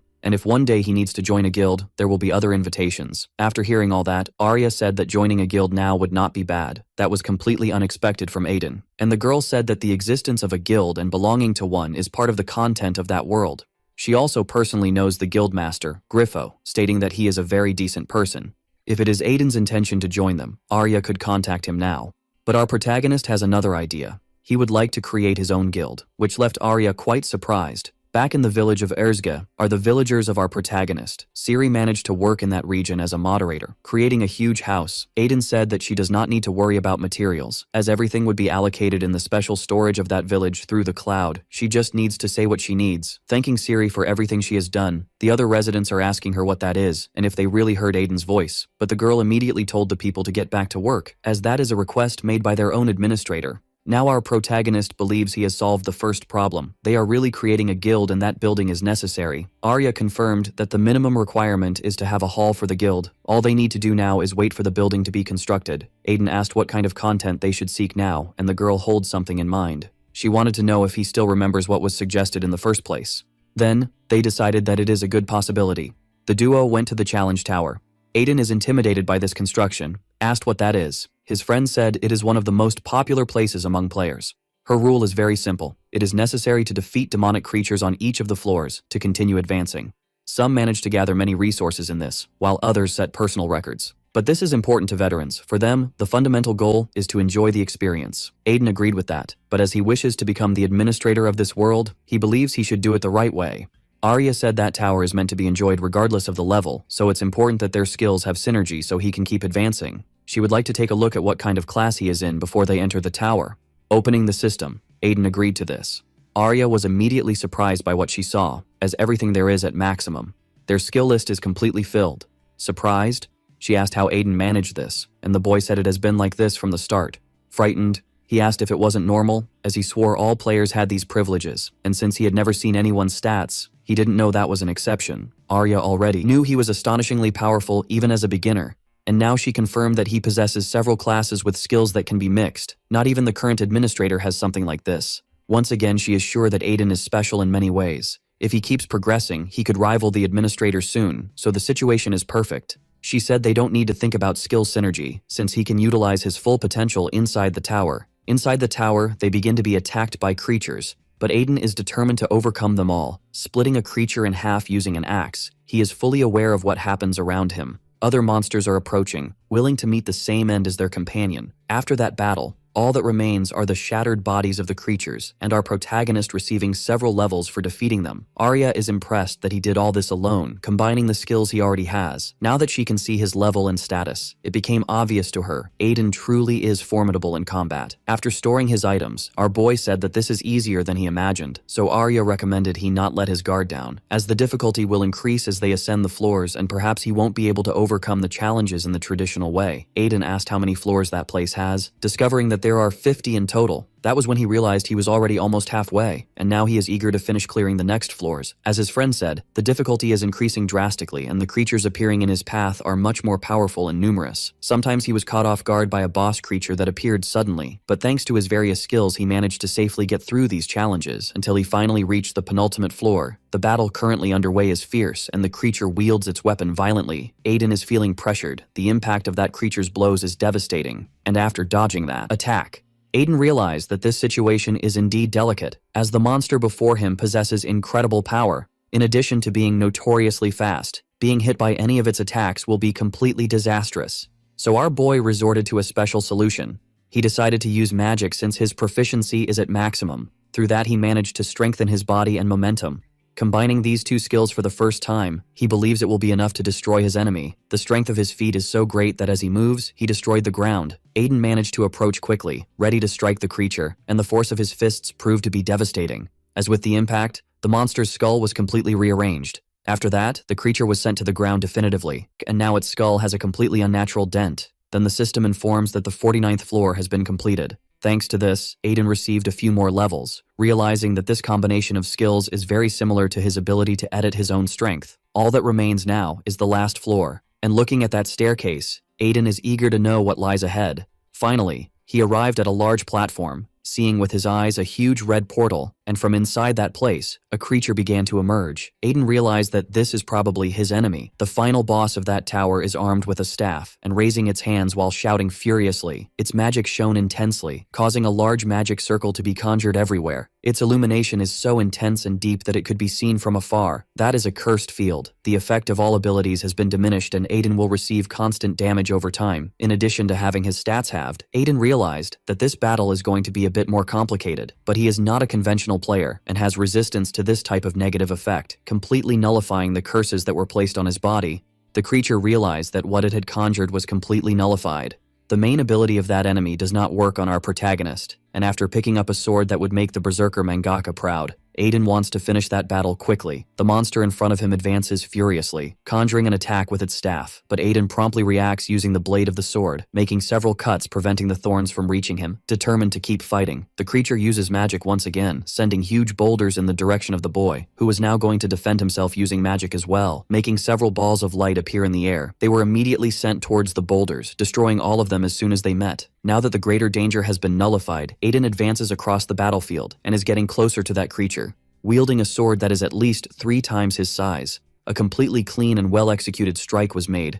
The poor creature was promoted to an organic puzzle, and after being defeated, its body began to disappear, releasing a great beam of light on that platform. Finally, the system congratulated Aiden as the challenge tower was completed, and that is the new personal record for our boy. Quite exhausted, Aiden realized that this is the end of this little challenge, and while everything was cracking there, he noticed that it was better than he was expecting. However, he still doesn't know how to get out of that tower. It was at that moment that Aiden realized that what had started to crack is actually a portal, and it must be the exit, but its appearance is too strange to be something like that. While he was still thinking about it, Arya approached him to congratulate him, as she didn't imagine he would reach the end in just one attempt, revealing that it is almost impossible to do this the first time, and ignoring what she had said, Aiden told the girl she arrived at a good time, pointing at the portal. He asked what that was, and Arya looked equally confused. Our boy would like to know where it leads.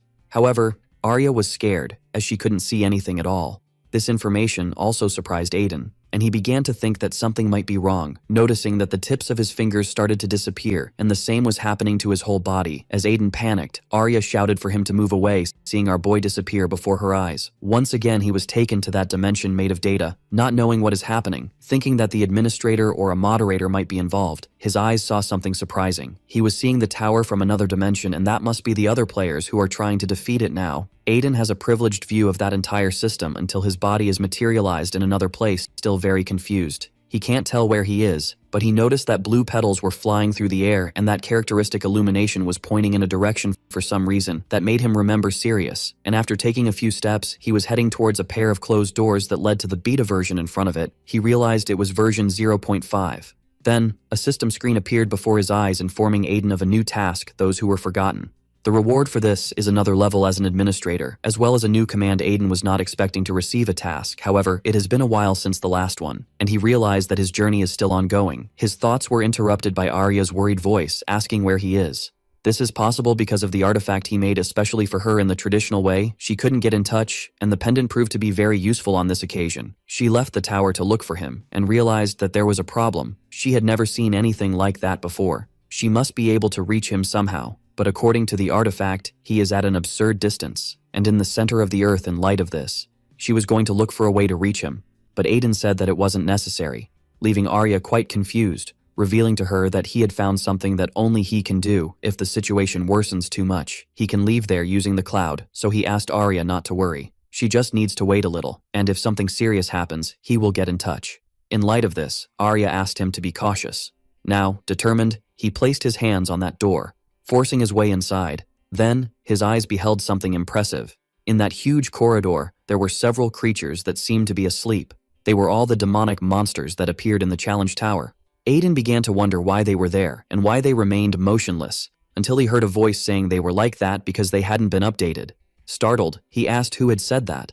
Then, a figure that looked like a robot from the future appeared before him, and that construct asked how Aiden managed to get inside. But our boy was wondering how a guard could talk. The robot said that only the administrator should have access to this place. This is a system guard, and its data is unknown. After this brief interaction between them, the creatures began to move. They seemed to have been awakened by the system guard. The robot said it could sense the power the administrator possesses in the boy, but the identity is wrong. Anyone who is not the administrator is considered an intruder in that space. Now the creatures advance toward him in a hostile manner, but our boy uses the sword to defend himself, showing great skill with the instrument. He cuts those monsters that should be sleeping, realizing that his battle there could be prolonged. Moreover, he understood that conventional weapons are not very efficient. In light of this, Aiden will resort to the one capable of crushing everything, his little hammer. Armed with the real weapon, Aiden is ready to delete all that data. The creatures leap at him again, unaware that our protagonist is the true monster of this chamber. His hammer moves furiously through the air, eradicating everything it touches. The monsters were completely subdued this time. For every time the little hammer is stimulated, it becomes a great flaming sword. A message appeared saying that the system had been connected. The light in what would be the robot's head began to shine. It seems everything is functioning properly, and a person in front of him asked if the robot could hear him. It seems there is no error, and now the robot will manage that tower for him. Several players are waiting for updates, so he would leave all that in the robot's hands. A long time passed, and his armor is worn. The robot still believes it is the guardian of that place, and it will do so until the update comes, for that is its true mission. Increasing its power even more, it prepares to defeat our protagonist in the company of those creatures, channeling several energy balls in his direction, which were fired as soon as they were ready. Aiden watches their approach with confidence, managing to dodge all those attacks, but having gotten close to the robot, he was surrounded by the creatures, a problem he would easily solve with the sword in his hands. That obliterated all who stood in his way. The robot, seeing that, was left speechless. It realized that thanks to the dust raised, our protagonist was hiding. but that would not be enough to protect him, and the Guardian managed to hit our boy hidden by the dust, but he used the sword to defend himself. Aiden began to feel the ground beneath his feet giving way. That caused him a bad feeling. He immediately left that position just to see a gigantic creature emerging beneath him. The beast roared furiously, and now it was trying to capture Aiden with its jaws. Then, our protagonist used the sword once more, ending that creature's life prematurely. Its inert body fell to the ground like a great building. Unfortunately, this battle is taking a great toll on Aiden's energy. He is already quite exhausted, and the sword seems to consume much of his stamina. Even though his attack is effective, he cannot do this forever. He realized that defeating that robot is an immediate necessity. On the other hand, the Guardian understood that that artifact is dangerous and does not have enough power to subjugate him. Determined to preserve its own integrity, it began to build a great wall, for it could not be reached by that blade in any way. In parallel to this, it made more shots in Aiden's direction, who this time needed to use another strategy to defend himself. Editing his own stats, he tripled his strength. A great explosion occurred due to those energy projectiles, but Aiden managed to dodge them all, and jumping between the objects in that place, he was now approaching the Guardian, while everything was being destroyed in his path. Now Aiden is with the sword in hand, ready to strike his enemy. At the same time he executes his cut, the Guardian invokes a barrier. The force of the two collides, but the blade of the sword is superior to the resistance of that shield, which began to shatter into thousands of pieces. The robot observes all of this incredulously. Its perfect barrier has been overcome, and its robotic body, brutally pierced. Now the robot has become completely obsolete. What remained of it fell to the ground. What was once a Guardian is now nothing but scrap in that dimension. Aiden begins to approach his enemy and coldly observes that metal carcass, which now seems to possess no activity at all. That Guardian was created to preserve the system and operated accordingly. There was no room for free will. It merely followed its main directive, for that was inevitable. In the midst of the darkness of its data, red screens appeared. They began to multiply. The system was being rebuilt, and finally, the update happened. When the robot regained sight, it found Arya and Aiden. The girl told our protagonist that the creature opened its eyes. Now the Guardian had awakened. Aiden said, "This is very good." Moreover, Arya is also surprised that a system guard has its own consciousness. Trying to understand what had happened, the Guardian said it had never seen that before. Now, it is endowed with a completely human body. This is the update it underwent. After the battle, Aiden couldn't believe it, for among the guards, that one seemed very different, and inside its metal armor was a small artifact. Aiden approached to see what it was, and was impressed by it. That small orb glowed intensely. Soon after, he began to hear Arya's voice calling him. She did this because she was getting very worried, so Aiden said she called it a good time, immediately asking her to go to the city, as he would meet her soon. Arya wanted to know what it was about, and our boy said it was a bit of a long story, but he had something to ask her, only it was necessary to show her first. Opening the cloud in that dimension, he said they would see each other soon. Inside the tavern, they are gathered. Arya wants to know how he got that orb, as it is the core of an elevated Guardian. Our boy didn't know there was a wide variety of this type of Guardian, and Arya said they are much stronger than normal guards, for they work directly for the administrator and are not very numerous. Some are more powerful than the moderators themselves. Aiden was impressed by these facts and didn't know how that Guardian had been neglected. Arya presumed he could no longer be updated, and there must be other Guardians in the same situation. This world is frozen, and it's not just the Guardians going through this. Many things are stagnating and being forgotten. None of this will be resolved until the administrator is replaced. Finally, Aiden understood why he had received such a task. In light of this, his task is simple. His role is to make this frozen world move again. And now with the Guardian's core in hand, he said he would update everything. Immediately using his editing ability, he was sent to that data dimension once again. As the original body had been destroyed, he needed to create something new. Aiden is thinking about the possibilities. The first step is to connect that core to himself, and he hopes to get some kind of response from it. Several system screens appeared saying a new unit was detected. Around that core, a body was constructed. This is a sign that the update is happening. Even Aiden was surprised by what he was seeing, and as the body formed, another system screen appeared. Aiden needs to choose a name for this Guardian. He used to be just an NPC, and now he is becoming the master of an elevated guard. It's something interesting to note. From now on, that creature will have a name, and he will be called Theodoro. The system registered that name. Aiden began to remember when he met Arya. Now that he has a human body, our boy asked how he is feeling after the update. Theodoro looks at him, still quite intrigued, realizing that Aiden was responsible for updating him. This information is confirmed by our protagonist. This made Theodoro bow before him, thanking him for what had happened. Aiden was able to fulfill his long-awaited wish, promising that from that day forward, he would serve him as if he were his administrator. No matter what happens, in another region, the viruses are trying to create a large portal, but they are being eradicated by an external force, leaving the viruses completely distraught, for a monster had appeared in the peaceful place where they are hiding. It is the administrator who is there, and he has already managed to eliminate several copies of the viruses. The creatures understood that he is determined to end everything once and for all. If he stayed there, he could end up being deleted too. That virus was caught off guard by the presence of the administrator. Looking back, he tried to understand how it happened so quickly, but it was already too late. The virus was permanently deleted. The administrator had begun his hunt, and now he realized something. There is still a powerful hidden enemy in that region. The enormous virus emerged from the ground, revealing its colossal size. It said it had been eagerly waiting for this moment, sending several of its tentacles towards the administrator. But that attack was completely blocked. The administrator's body was also capable of disappearing. Furious, the virus announced it would reach him, firing a powerful laser burst where the administrator's body was. At first, it seemed he was turned to dust, and a great wave of devastation was caused in that region. The shockwave caused was being condensed somehow until it caused a massive explosion. The virus closely observed the result of its actions and soon found itself surprised. As a woman had appeared to protect the administrator with a barrier, Procyon had joined the battle as well. While the virus screamed in rage, the woman asked if the administrator was okay. Materializing a power in one of her hands, she said he didn't have to do it alone, and that power had transformed into a divine spear. Procyon warned that she would take care of the situation.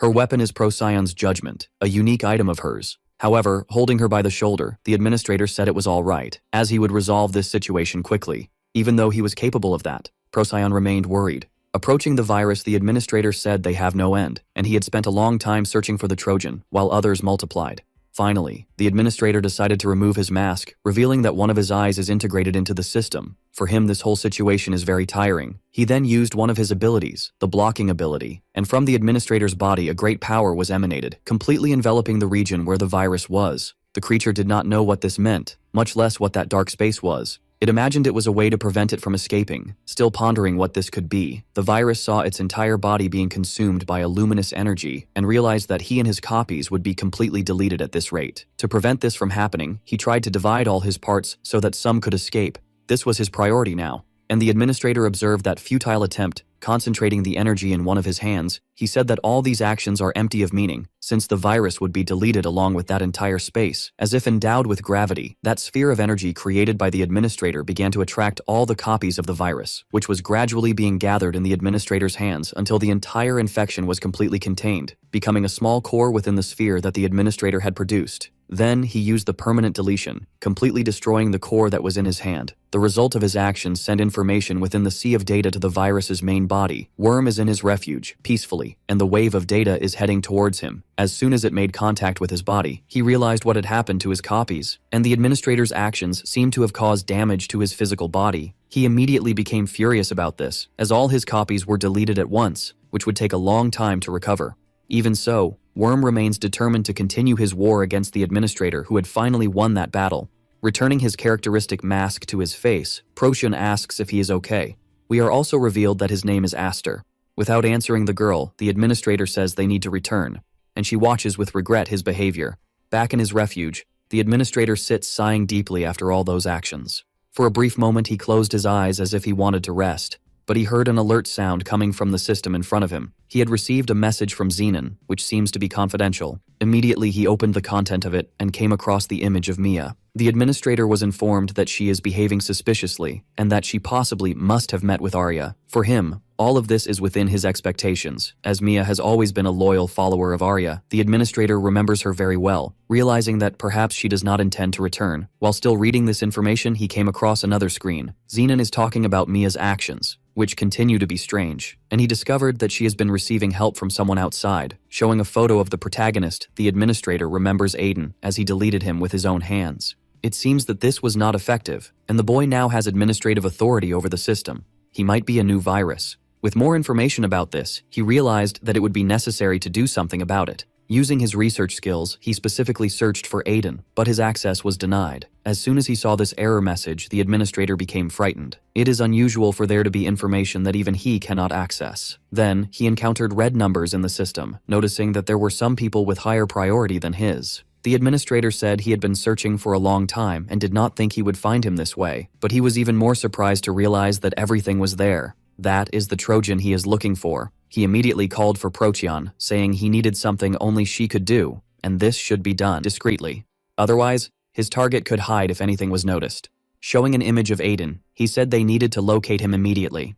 Procyon assured him that she would put her life at risk to fulfill this order. Teodoro told Aiden that he is willing to take any order as he would execute them immediately. Our boy feels a bit uncomfortable with such devotion. He understands Teodoro's dedication, but has nothing in mind right now. Looking at Arya, he asked if all elevated guardians are like this, and she said these are beings that exist only to serve the administrator. Moreover, Teodoro has been neglected for a long time. He must have a lot of accumulated energy. Aiden remembered that there were demonic creatures in his company, and did not understand why they were in that place, being shocked by the information he received from Arya that they are also part of the system. One of the functions of guardians like Teodoro is to allocate these creatures made by the system, and those that were with Teodoro also could not be updated. Arya asked if the danger these creatures pose to NPCs is all based on lies, and Arya answered positively, since the creatures are just a mechanism to strengthen the players. The girl asked if Aiden really thinks that this type of creature truly represents a danger to them, which made Aiden think, even if they are attacked by them, death never really happens, as they are protected by the system. The only thing that can end them is the infection caused by the virus, or the act of being deleted. Having realized that extremely obvious truth, Aiden was genuinely shocked, remembering that the creatures never invaded the village, and never leave the designated area for them, understanding that they had been under the system's restrictions all this time. While he was thinking, Arya urged him, as they were almost arriving at the village, and as soon as they saw that city, they realized it had changed quite a bit, a sign that the villagers are working hard. The children from the beginning of the work who were rescued by our boy are bothering a cute little creature, so our protagonist asked how they have been, and the children were very happy to recognize Aiden, saying they missed him a lot. Our boy wants to know if they know where Siri and Jake are, finding out through those children that they went to visit the nearest dungeon. Inside the city, the moderators are in an uproar. Jake and Siri learned of Aiden's arrival. He was already waiting for his moderators, stating that he is just passing through the village, and analyzing them, he noticed that the effects of increasing experience are working very well. They continue to develop quickly. However, they cannot hide their surprise about this stranger accompanying Aiden. Teodoro soon recognized the moderators and said it is a pleasure to meet them, saying he is the new servant of the administrator Aiden, the elevated guard Teodoro, saying they could feel free by his side. Siri was impressed by this title. She had already heard stories about these guardians from Sirius. Then Aiden asked how things have been in the village. Jake asked Siri if they should tell him everything. It seems the moderators are a bit nervous, and the girl said she would tell the truth. Some players visited that place. Aiden was shocked by this, but the girl confirmed that there was no problem at all. All they did was trade some items. The players also completed some tasks that the villagers had requested, staying in the city for about a day, and since they did not know that this could happen frequently, they are not prepared to receive players, but Aiden is relieved. Looking at Arya, he asked how this is possible. She had already imagined something like this for the future. All she did was hide the village from the map. However, getting there on foot is a completely different problem. They do not have enough authority to restrict anyone's access. Aiden realized that preventing players' entry is impossible now, so they must prepare for the arrival of more people, asking his moderators to be informed if anything happens. Teodoro asked our protagonist once again to give him an order, as he wishes to help too. Aiden realized that this is the ideal time. He now has a task for Teodoro. Standing up from the table, he said it's time to test his hypothesis, revealing to Arya that he has obtained a new command. Outside, they approach what seems to be a tower. The villagers are gathered there to see what Aiden will do. That task was a surprise even for him, and for completing it, Aiden's administrator authority rose to level 5, gaining the ability to copy, a completely new function for him. Aiden asked his friend if she remembers what she had told him, as he needs to be able to create his own content. Keeping this in mind, he said he would show her something completely new, and the tower of that village began to shine intensely. Aiden returned to the data dimension. He is trying to remember that feeling of when he saw the tower from the outside and the players climbing its floors. From him, a great chain of data began to emerge. The copying ability was being utilized, bringing forth before him a huge tower that is not just a simple copy. It needs to be new and improved. His project began to take shape. The system notified that new content was being updated. Now it needs to be named. So Aiden was thinking of possible names, coming to the conclusion that this would be the Tower of Challenges. Everyone observes what Aiden is doing. His moderators are startled by the intensity of that light, saying that it truly is incredible. Arya is equally surprised, as before them a great tower had appeared. It can now be seen throughout that region. Breathless, Aiden realized he had completed his work, and now he has a request to make to Teodoro. It will be up to him to manage that entire tower, as well as protect all the residents of that village. Grateful. Theodoro asked Aiden to leave this in his charge, as he would not disappoint him in any way. Visibly exhausted, Aiden felt happy hearing those words, collapsing from fatigue right after. But before he could hit the ground, Arya caught him, responding to our protagonist that he had done something grand, and quite moved, she told an unconscious Aiden that this is an excellent job. Inside the city, some players are discussing, as it seems one of them is a veteran deceiver, but the guy insists he is telling the truth. In that hidden village, there are several rare items. He thought it might be some event, but it seems that within that village those items are just common. They need to take advantage of this opportunity before the place becomes popular. Another player said that this is strange, as he had passed through that village before and never noticed anything exceptional, but the players stopped visiting it after their limits were blocked by the administrator. The other guy said, that doesn't matter, as this is their chance to make some kind of profit. Hidden. There was another person who overheard all this gossip, and for those who don't remember, this is the despicable player who humiliated our protagonist, who now in possession of this information wants to gather resources in Aiden's village. He told his companion that they should abandon this tiring work. However, the masked man said they are in a complicated situation. No one hires them, and they need to keep working. But the jerk can smell money from a distance. On the path leading to our protagonist's village are those other players, and one of them noticed that the city does not appear on the map, yet they managed to reach it easily. It must be an unknown place. Then they realized there was something unconventional there, a huge tower that definitely wasn't in that village. It seems very similar to another tower that exists in this world, so the player thought it might be an update, but checking the system he noticed there was no announcement of any kind of exclusive content. His companions ran towards the city as they are eager to see it, leaving that other player behind, who is still suspicious of all this. As he advanced towards the city, he thought he might be confused with his memories. Now these three players are inside the village. At first there is nothing special about that place. When the other guy confessed he thought the same thing when he was there for the first time getting to know the city, they decided to go to the nearest blacksmith. The NPCs work hard inside, and since they were tired, they decided to take a little time to rest. Their lives had changed after Aiden, who taught them various techniques, in addition to providing very rare materials. Thanks to this, even the everyday weapons of those villagers are of extreme quality.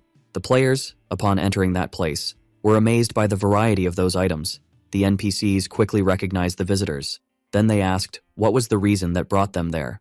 One of the players acknowledged that the quality of this equipment is excellent and would like to buy some, but can't see a price on anything. His doubt is whether that is really for sale. The NPCs revealed that they don't need money but could trade that for tasks, promising the player an item of his choice. As they could see, nothing is lacking in that village, except for one single thing.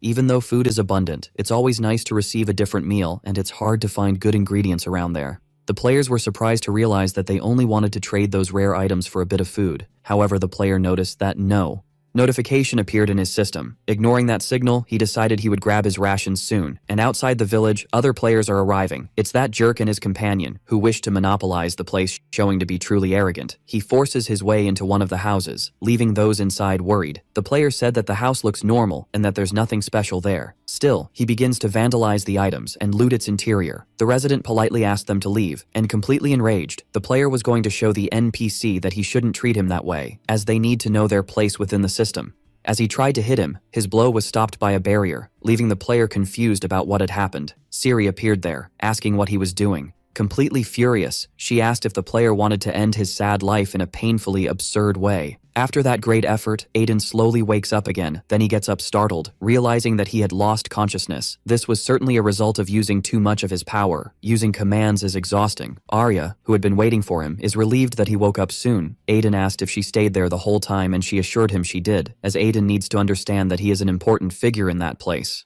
While getting dressed, he asked how long he had been like that, and the girl replied that he needed to sleep an entire day. He was certainly very fatigued. Going outside, he found several villagers who were waiting for him to wake up. Jake said that everyone was worried about his health. Then a woman tried to force her way through the crowd, as she had something to say to Aiden. Breathless, she reached him and said that some players had appeared there, and that they are now causing problems. As soon as he heard this, Aiden jumped towards the sky as if he were Neo at the end of the Matrix movie. He was flying towards the problem, and with his eyes, he managed to find the exact location. Immediately, he arrived at the house where the conflict was ongoing. But seeing that the wall had been broken and people were being thrown outside, he realized he had arrived too late. Those problematic players were already being beaten as if they owed money to a loan shark. The one responsible for this beating session is Siri. The players can't understand how an NPC became so powerful. Only then did Siri notice Aiden's arrival. She interrupted the beating session because she was happy that he woke up healthy. It was at that moment that the jerk player recognized our protagonist, Siri. Seeing the mocking smile of our boy, asked if they knew each other. And now Aiden knows exactly what had happened, as those players had come there to try to make some profit. As seen, they didn't learn their lesson after losing all the money they had. This left the jerk furious, determined to take revenge on our protagonist. He took something from his inventory, charging at Aiden with a sword, but all he managed to get from that was a free rhinoplasty, being thrown away brutally. Jake appeared there quite enraged, saying that they shouldn't approach Aiden that way, as he is not someone who can be threatened without consequences. Humiliated, the player didn't understand what was happening. Even being a player chosen by the system, those people are terrifying. Aiden assumes they are in this situation because of what they did, but life would be different if those upgrades to their equipment had worked. He is sure that the lives of those players must not have been easy, so he would upgrade some equipment for them without charging for it. Seeing the glow emanating from the hammer, the players almost wet their pants, but Aiden promised he would do it the right way, and that this time he wouldn't mess up. Unfortunately, even though he tried diligently, the upgrade failed and the equipment was destroyed. Now the jerks flee the village wearing only their pajamas, while they run desperately. They say they would return one day, and Aiden asked Siri to put those people's names on the blacklist, for they should not return to that city. As long as he is the administrator, he will not allow players to do as they please. They do not need to sacrifice themselves for those people in their lives again. Now they need to prepare, for judging by the current situation, more players must be coming. Hiding the village is impossible. Syria is worried, as it is only a matter of time before the moderators discover what is in that place. Arya agrees with this, and they do not know how the moderators will react to that situation. After being thoughtful, Aiden came to a conclusion, deciding that they should gather players there. Jake believes that trying to hide their existence is the best solution, but our protagonist knows that this is inevitable. The truth is that the content of that place helps the players and eventually will become necessary. If they make this happen soon, whether the moderators or the administrator, they will not be able to erase them, but they need to prepare before people start gathering there, which is why he asked everyone to hold hands. This is something he had thought about with Arya, and he will do now that they are all together. Closing his eyes, he began to gather his energy, and a great flash of light formed around them. Aiden took his companions to that data dimension. They are surprised by what they are seeing. Aiden said that this space is within the system, and that it is all right. They can be at ease. Now he would begin what he wanted to do, sharing his power with his moderators. The synchronization was completed, and the administrative authority was shared. They can also use the cloud. This tool will help them manage the city, for in the cloud are the items that he and Arya managed to gather, which can also be used by their moderators. Aiden said he would provide all the necessary support for that village. The system notified that the update was completed. Now Aiden believes he can continue with his plans. Since the emergence of the tower, a few days had passed, and that place really became popular among the players. Aiden noticed that his village is becoming more and more frequented, a sign that the tower is doing very well. Arya said that the player's impression is also very positive, and our boy realized he has a long way to go. Unfortunately, bad players have also appeared, which raised Aiden's karma a bit. Even so, Theodoro's work is impressive. It is a relief to have him around, and the Guardian felt honored to receive those words, saying he is just doing his job. The tower, thanks to this, continues to be very well managed. It also has unprecedented functions for the players. It has an exclusive survival mode, as well as puzzle solving and challenges, in addition to delivering bonus rewards to the players, which made that place highly rated among them. Aiden realized they must continue this work, also ensuring that if Theodoro needed help, he just had to reach out. However, our protagonist wishes to gather an even larger number of players. If he can encourage them, they will surely return naturally. And the most important thing of all is the experience. Using his skills, he created an event where experience is doubled. Immediately the players were alerted about this. While exploring the challenge tower, they will receive twice the experience and rewards. They are all impressed with this news, as there has never been anything like it in all of history. Moreover, if they do tasks for the villagers of that village, they can receive blessings. Immediately the news began to spread among players who did not yet know that region. Aiden realized that this strategy could be very efficient. However, Arya is apprehensive about that excess attention. She needs to expedite her plans. The moderators will soon notice that village. In all the cities where there are players, the news is proliferating. They are all being informed about the city of Erdzga and its exclusive events. Even though nothing has been announced, they are going there to find out what it is about. And a woman in particular hears this conversation. She closely observes the movement of the players. It is Procyon, who continues to work for the administrator. In the headquarters building of the Hydra Guild, some are gathered. The leaders are there to give their reports, and at first everything seems to be going well. However, one of them asked why they have not heard anything about downtown yet. According to rumors, the branch of that region was reduced to ashes, and the manager was defeated to the point of losing some levels. Then, their leader called for Avand. for it is time for him to start explaining himself. The guild leader hopes there will be a good explanation for this. His name is Douglas, and he is level 400. Avant apologized for what happened, saying that operations were going smoothly, but the emergence of a ranked match changed all that. To confirm future suspicions, he took a picture of that girl, showing Douglas who she is. Douglas realized that her appearance is somewhat familiar, especially that blue hair. Avant assured that he was telling the truth, and it seems he received an urgent call. Douglas asked what happened, and the young man apologized, but managed to get new information. It seems that new content has just been discovered. At first, they find it hard to believe, as there was no official announcement. That's when Avant said that a new tower seems to have been created, and a major experience event is currently underway. Everything indicates that the region is also not controlled by any guild. Douglas is becoming increasingly suspicious, especially since there has been no announcement, yet players are going there. The profit is unimaginable. He said that before the other guilds make their moves, they need to take control of that region, ordering all elite guild members to be mobilized. Thus, their leaders set out to put the plan into action. Douglas is thinking that updates stopped a long time ago, and it seems they have finally started happening again, and he is wondering what could have motivated that.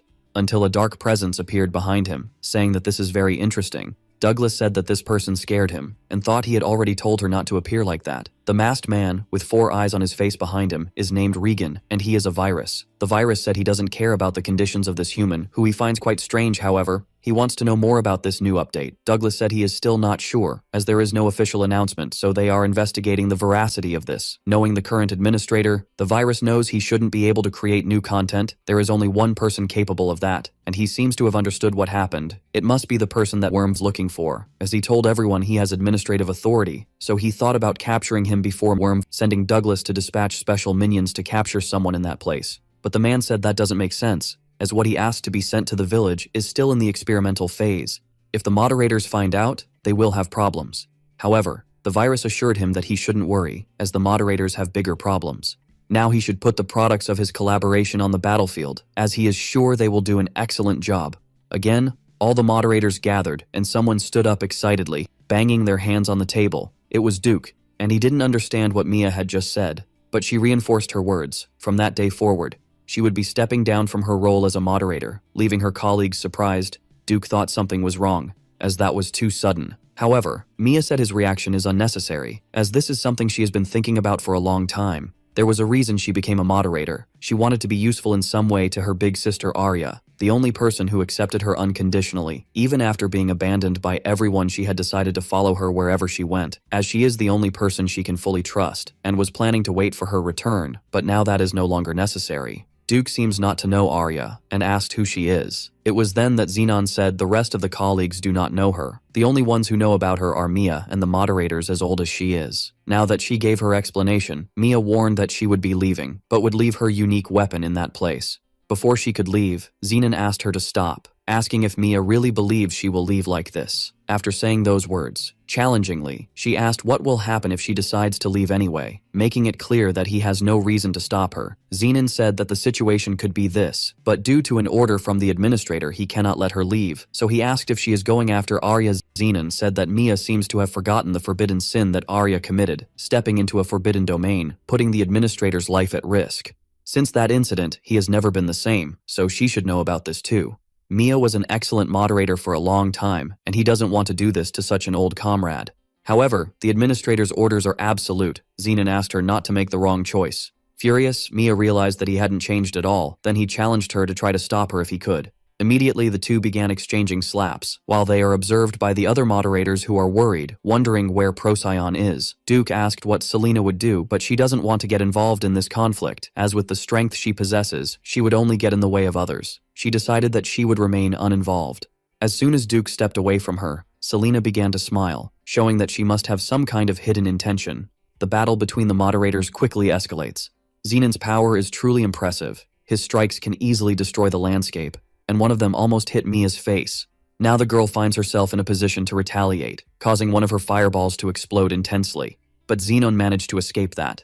However, he watches the glow of the fire increase more and more, while Mia produces other energy spheres, sending all of them in the direction of her opponent. Xenon manages to cut the fireballs using his sword, but that doesn't stop Mia from continuing to attack. It was then that he realized that several other fire spheres were rapidly approaching, and a large explosion occurred shortly after. All of this while the other moderators watch. Duke is very scared and doesn't know what to do. It's possible that their intervention could pose a life-threatening risk given the intensity of the situation. Lloyd realized that this couldn't continue, and Isabel suggested they help Zenon. Duke watches helplessly as the other two enter the battlefield. Lloyd ordered Mia to stop, attacking the girl immediately, who managed to defend herself. She used her flame-imbued hand to block that sword, and looking at Lloyd, she asked if he was going to get involved too, but he said it was as Zenon had said. They need to follow the administrator's orders. Stepping into the forbidden domain is a severe crime. It could have caused uncontrollable chaos. Completely outraged, Mia countered the attack while telling Lloyd to shut up, and she took advantage of that opening to concentrate her power in her other hand, striking Lloyd's stomach devastatingly. That single blow was enough to make him regret getting involved in this. Lloyd, after breaking several stones with his own body, tries to recover. Mia approaches, recommending that he not speak about it as if he knew everything. Since none of the other moderators know the true reasons behind Arya, she did all of this for the administrator. Mia said that if they want to stop her this time, they better be prepared because she won't hold back anymore. Lloyd brings his hand to his stomach, feeling an intense urge to shit. He realized firsthand that Mia's power is truly formidable. A single blow almost turned him inside out. Lloyd has no idea how they will be able to restrain her. Moreover, he can't use the system commands as they don't work against other moderators. While Mia is surrounded by her flames, Isabel tries to approach, coming from the girl's blind spot, who was already aware of this approach. Isabel strikes, which is defended by Mia, as she managed to perceive the approach before the attack happened, sending her flames towards the other moderator, causing a large explosion. Isabel barely escaped that and realized that her task would not be easy, as the moderators join forces to fight against Mia.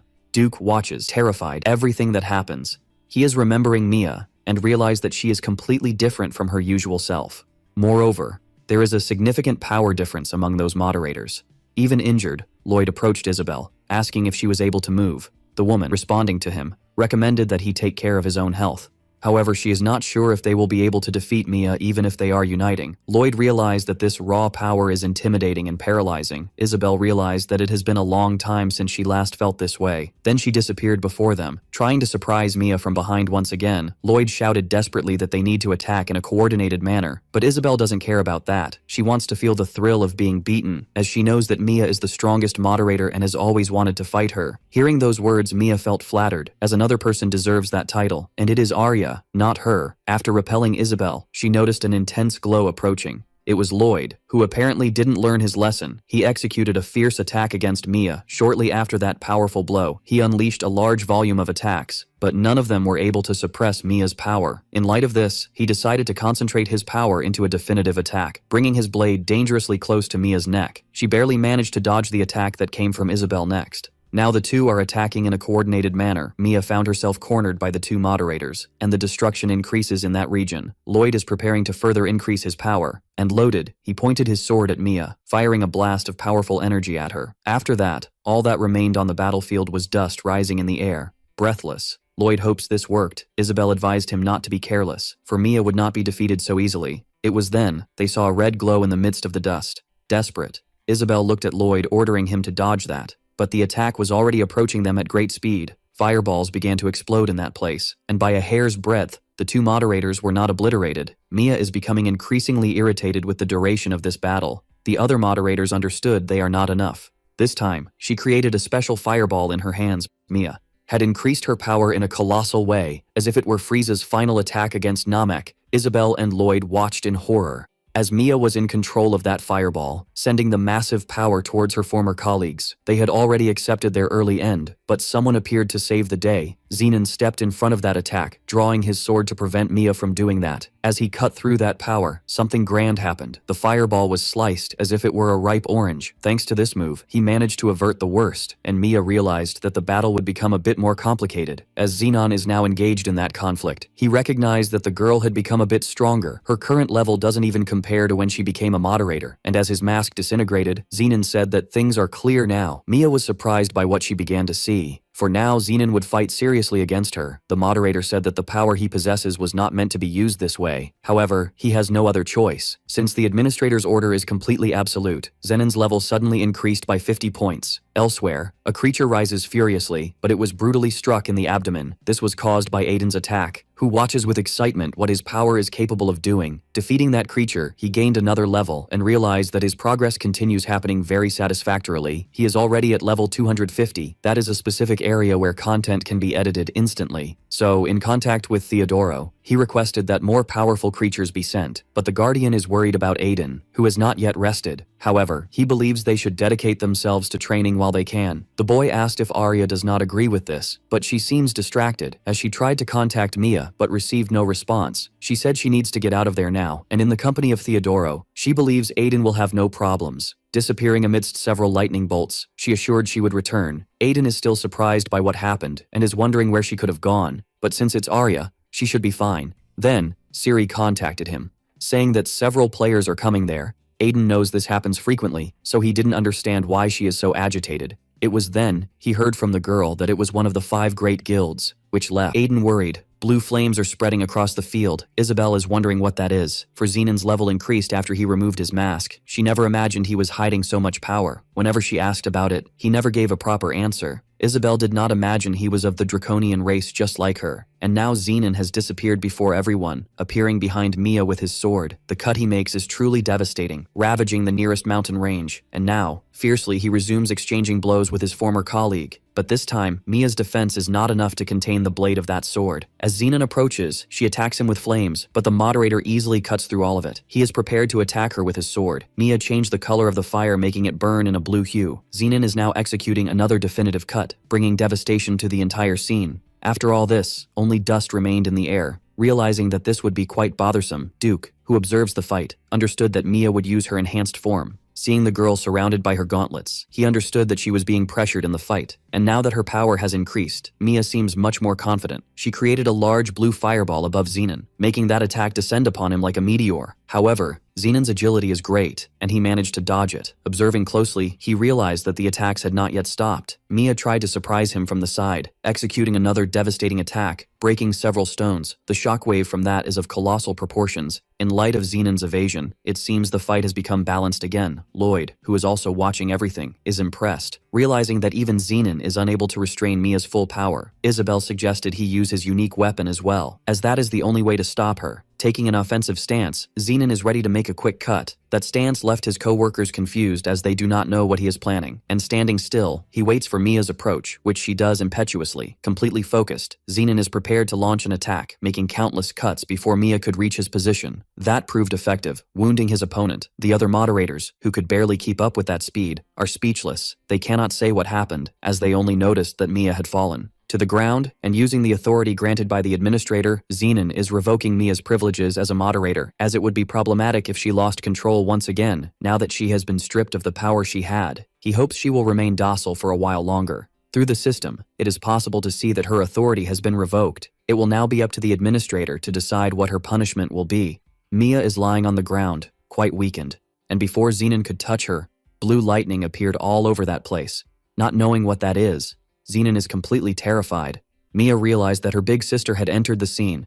Arya is there, and is definitely not happy. Now that she is in Arya's lap, Mia seems a bit relieved, and she tells the girl who was brutally beaten that she should have shown up earlier, for which she apologized, assuring her that she could rest now, completely ignoring that Zenon was approaching. Knowing what Arya did, he is filled with rage, executing a completely devastating blow, but his sword found nothing. Confused, he asked what Arya had done. As the system should have blocked most of the abilities she possesses, Arya simply communicated that she was going to take Mia out of that place, and asked Zenon to allow their exit. However, furious, he considered that a bad joke, guaranteeing that he would never allow them to leave there. Lloyd asked if this is the woman they were talking about, and Zenon confirmed the identity, assuring that his colleagues should prepare to fight. For Arya is the administrator of Genesis, and at one point in history held authority equivalent to that of the administrator. Isabella and Lloyd, upon learning this, were surprised. Now they understand the reason behind that overwhelming pressure emanating from her. Isabella noticed that her hand wouldn't stop shaking, and she can't understand why fear refuses to leave her body. Arya, for her part, assured that she only wishes to take Mia out of there, but apparently, these extras want to get beaten up. Faced with all that power, Isabel is determined to test something. She wants to know how much of her strength can work in this fight, trying to surprise Arya from behind with her swords, delivering a precise strike against her opponent. Arya didn't even bother to look back. All she did was retaliate with her fist, hitting Isabel in the stomach, who immediately regretted what she had done, as she was sent flying as if she were a projectile. Isabel barely has the strength to get up and definitely didn't have the strength to hold back what her intestines were releasing. Arya thought she had used too much power and remembered that Procyon hates to see that place being destroyed. It's a relief to know she isn't nearby. Now she turned her attention to Lloyd, who was attacking her with his armor. His blows are much more powerful, and the two move quickly, but it didn't take long for the moderator to notice the difference in power. Nothing he has done so far is capable of approaching Arya. Upset with that useless fight, the girl extended her hand in front of Lloyd, showing him the extent of her lightning, causing the energy produced by the Itaipu hydroelectric plant over 10 years to descend from the sky, completely scorched. Lloyd is trying to understand what in this world can deliver such strength, as that technique used by Arya is just an intermediate level magic, so it shouldn't be so powerful.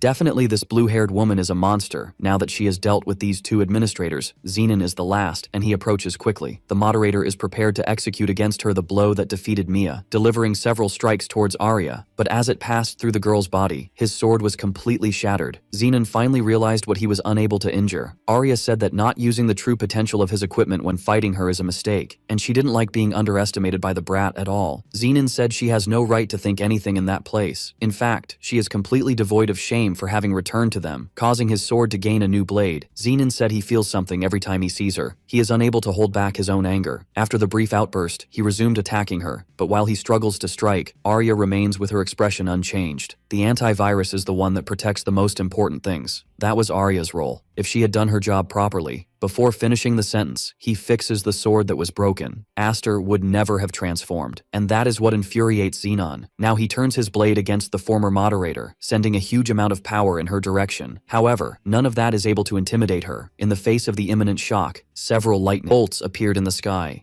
Then, Arya was surprised by what her eyes beheld.